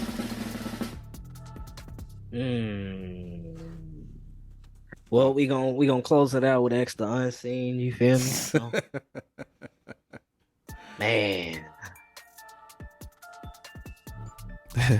Well, what do I say that I haven't already said that's taken up about, you know, as much time as it's already been? It's all good. Man, dog, what a film. What a film. I enjoyed it.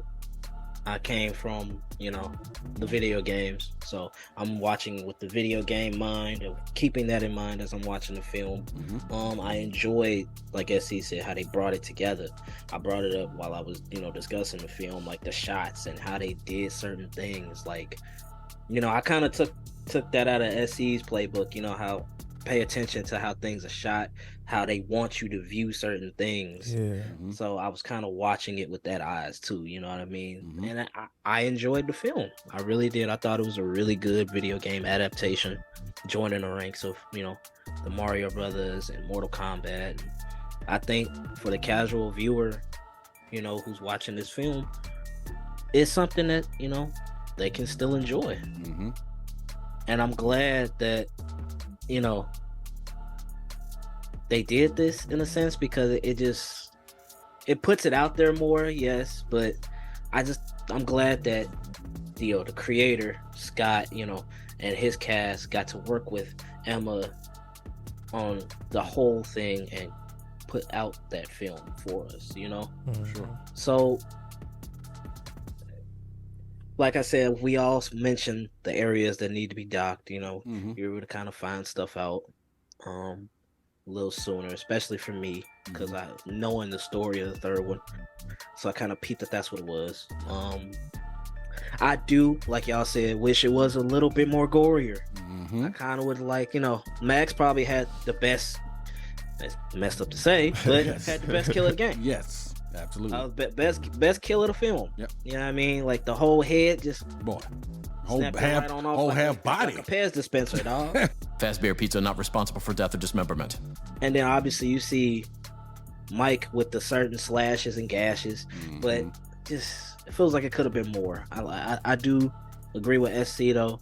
The way the kills were shot, and the way they did it was nice and it was good and everything, but I do kind of wish there was a little bit more. Yeah. But to wrap it all up, put the nice little bow on it, I'm gonna go ahead and give it an 8.5. There it is. Okay. There it is. Yes, About sir. a 7.8, something like that. You know what I mean? Yeah. On average for us. So yeah. Okay. It's a good. We're all agreeing that it's a good film, and I think everybody, even casual moviegoers, will still enjoy it. Nice. Yeah. Yep. You called it. 7.8. 7.87. All right. That's right. So that means it's a pretty good watch. You know what I'm saying? Good watch. Yeah, good watch. I mean, if y'all heard CBR, he's gonna, get his kids tonight. I mean, on Halloween night, and they're gonna watch this movie. Now, if he, and let me tell you, this is a good parent here. You know what I mean? So if he feels comfortable watching this with his kids, you should do the same. Get your kids, y'all get some popcorn. You know what I'm saying? Turn the lights off and put on some Five Nights at Freddy, man, and just have a good spooky night, but a safe night, knowing that it's not too much gore. You know what I'm saying? It's nothing you really got to cover your kids' eyes with. There's no sex scenes, anything like that. Which a lot of movies just have to have all the time now. So it's a very safe watch for you and your kids. So. My man X, I appreciate you, man. Great job, walking us through that, the movie and everything like that. Definitely appreciate all you fellas, ratings and everything. So that was no problem, y'all. No doubt, that was our review for Five Nights at Freddy's. All right, and y'all please check that out. Definitely go back out and check out our haunted house, rundown, and stick around, because y'all know when we come back, we will be doing what we always do, and that is Hip Hop Facts. We'll be right back after these tidbit treats. Congratulations. By some miracle, you've completed a full week on the job. And we are back. And once again, we have all made it back. We are back up in this building, man. We're ready to end this thing off with our Hip Hop Fact, as we always do. But before we get to that, I just want to throw out a couple of RIPs that I feel like very important to mention. Starting off with B-Rock, real name Paul Kostick. He's best known for his raps group hit My Baby Daddy, which peaked at number 10 on the Billboard Hot 100 chart in 1997. He died unexpectedly at his home in Norfolk, Virginia on October 21st, 2023. His cause of death is unclear. B-Rock was 57. My Baby Daddy sampled Best of My Love by The Emotions. Next, hip-hop pioneer DJ Mark the 45 King. Most of y'all will be familiar with him. He has the I think what's his name? I forgot my man's name, but he does the Let Me Clear My Throat. Dr. Dre and Air Lover. They used that for their intro song. Mm-hmm. Yeah, yep, they used it as well. Yeah, man. Hip hop pioneer DJ Mark the 45 King, whose iconic tracks have been sampled repeatedly by the music genre, has died on October 19th, 2023. He was 62. Though born where hip hop was born in New York City, James eventually moved across the Hudson River and became part of the vibrant hip hop scene flourishing in New Jersey. He soon became the fulcrum for the Flavor Unit, a crew of MCs that included Queen Latifah, Chill Rob G, Lakim Shabazz, and Apache. Queen Latifah was the first to break through with her 1989 classic, All Hail the Queen, which featured extensive productions from James. Along with Queen Latifah and his Flavor Unit cohorts, the 45 King worked with artists like Gangstar, MC Lyte, and PMD. He also remixed records by Eric B. and Rakim, Salt and Pepper, Madonna, Eminem, and Jay-Z. The record producer's manager confirmed Thursday in an email to the Times on Thursday that he has passed. No additional information, including his cause of death, was made available at the time. Our next RIP, and last but not least, definitely a lot of you will feel this. Richard Arnold Roundtree, born July 9th, 1942. He passed October 24th, 2023. He was an American actor and model who was best known for his portrayal of private detective John Shaft in the 1971 blaxploitation film Shaft and 4 of his sequels. Yeah, hush your mouth. Shaft's big score, 1972. Shaft in Africa, 1973, and his 2000 sequel and his 2019 sequel, which was absolutely amazing to me. I just thought it was really cool to have all 3 of the Shaft generations in there. As well as television series that was 1973 to 1974. He was also known for his features in several TV series, including Roots, Generation, and Desperate Housewives. Wow. Considered as the first black action hero, Roundtree was credited with having an impact on the rise of African-American leading actors in Hollywood projects, thanks to his successful performances in the blaxploitation genre. He was 81 years when he passed. Definitely a moment of silence for all of these great artists and actors.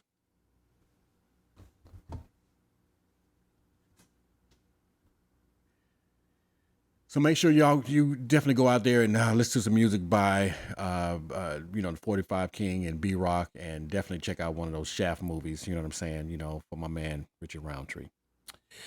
And I will pass it on to my co-host, Xamillion. What you got, man, on the hip hop fact? That is I, ladies and germs. It is X, Mr. Information. X the information. All right, I guess. I don't know. I'm working on it. Y'all just come with me if y'all got any. Help your brother out. Help a brother out. But today, on a much lighter note, we'll be discussing Mr. Kendrick Lamar Duckworth. Lamar. He is an American rapper, singer, songwriter, known as King Kendrick, Kung Fu Kenny, Kenny from the Block, whatever you wanna, Compton Cowboy. I could run down the list, but we don't got all time for that. But he is widely regarded as one of the most influential rappers of his generation.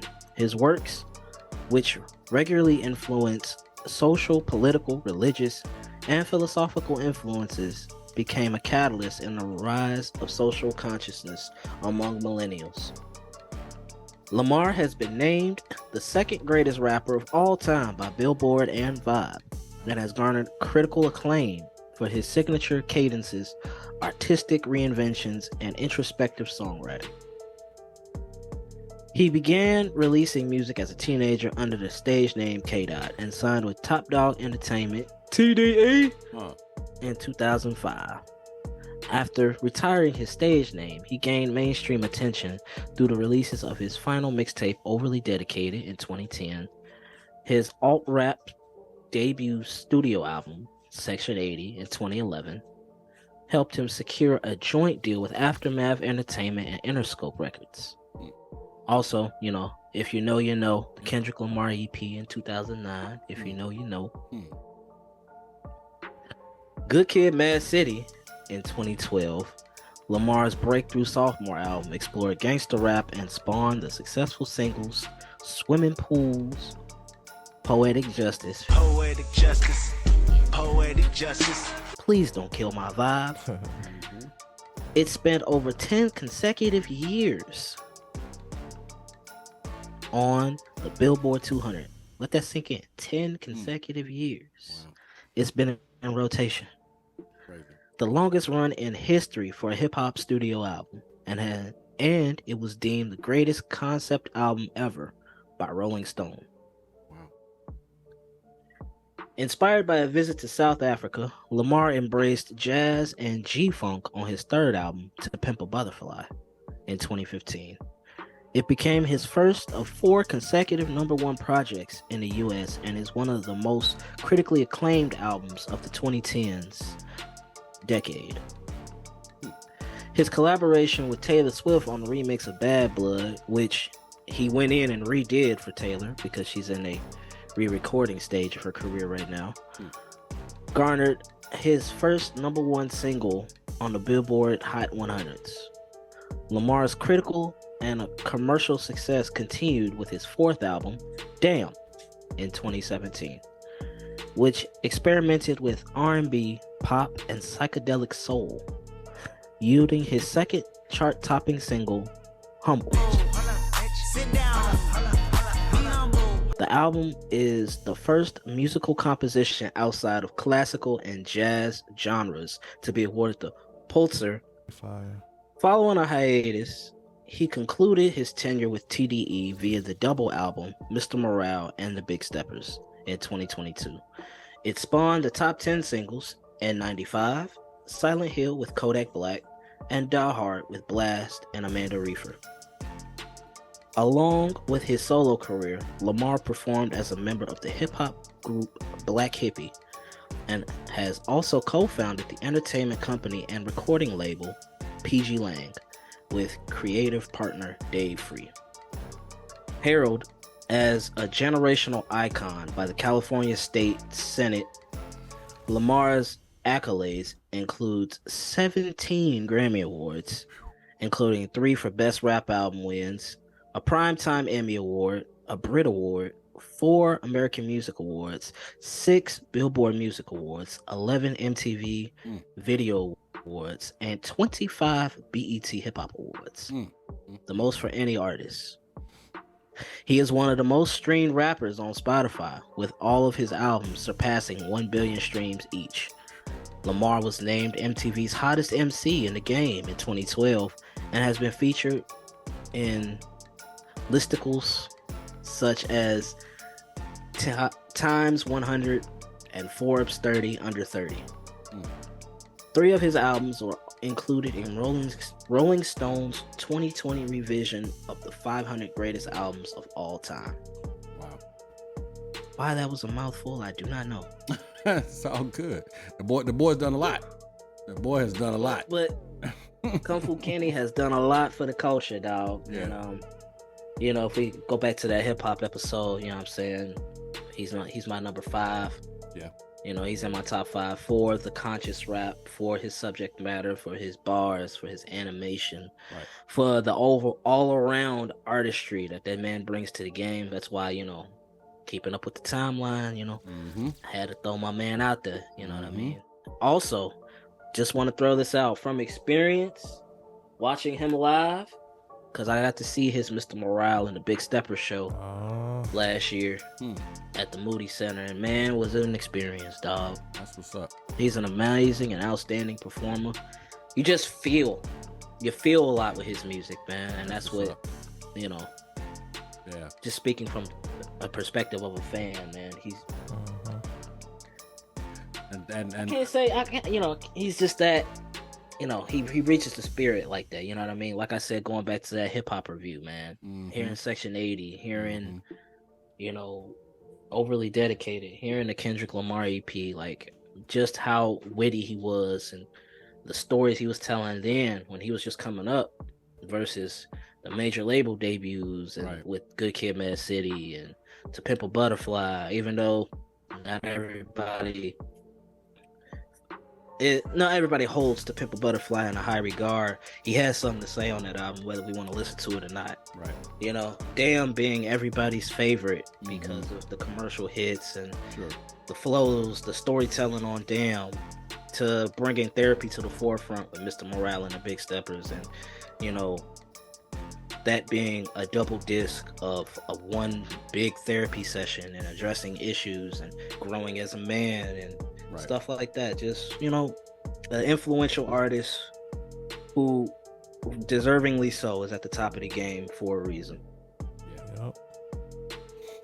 Yeah. No, I mean, you basically said it, man. There's this quote that was on a little picturesque type of thing I gave to Lynn. Shout out to Lynn Tucker out there. Ray, I'm referring to that. See, you're familiar with him. Just as a gift to him, I gave him this little plaque looking thing, and on it said, because I know we would talk music all the time. He was, I was into music, he was into music, so forth and so on. So I thought this would be great for somebody like him. But on the plaque, it said, music is what feelings sound like. And I was like, God damn, man, if anybody ever asks me, describe music, what is music to you? You know what I'm saying? That's it for me. I mean, that's exactly it. It's what your feelings sound like. If your feelings could have a sound, you know what I mean?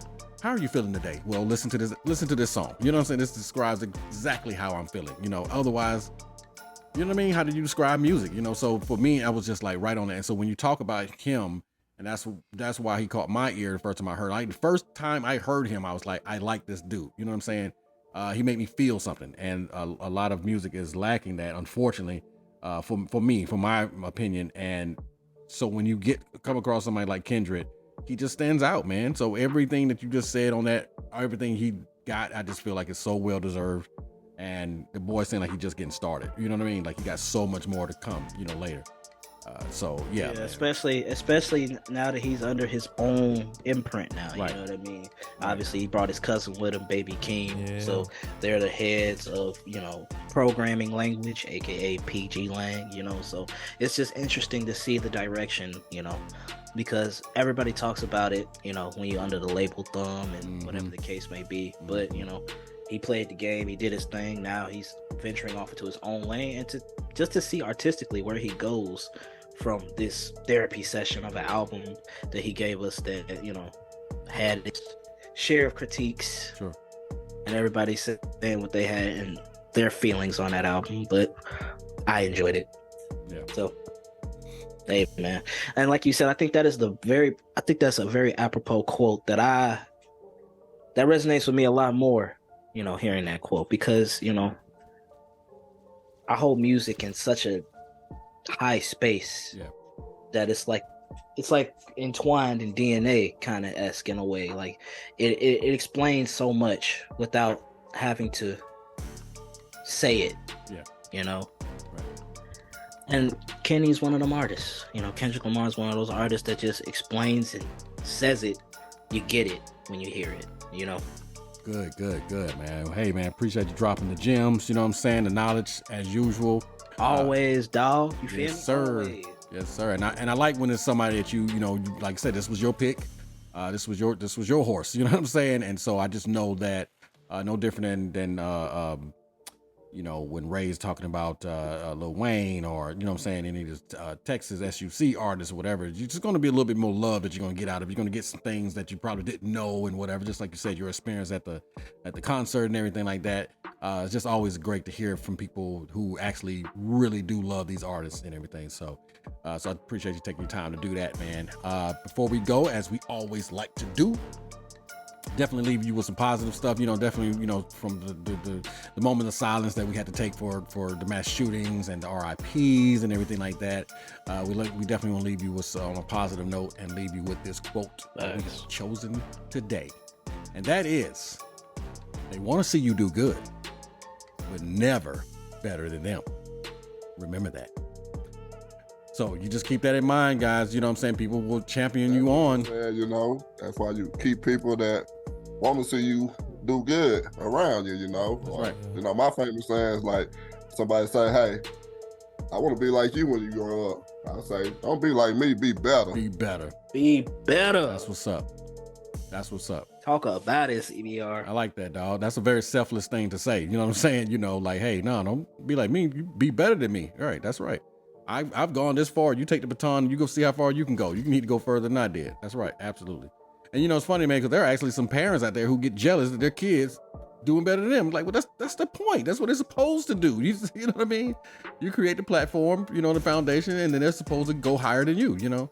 So it's amazing when I see that, man. Just like, you know, come on. But anyway, good one on there. I like that. I like that, Ray. That's exactly how I feel. Do better. So yeah, man, y'all got it, man. Y'all take this goodness, man, and take it with you and pass that on.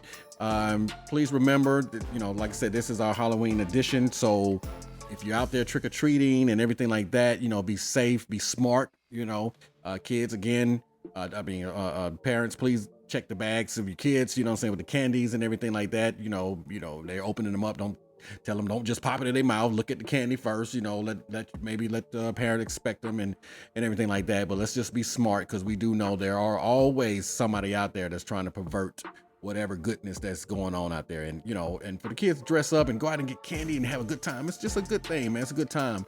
And there's somebody out there willing to spoil your good time. So parents, be diligent, be attentive. All right.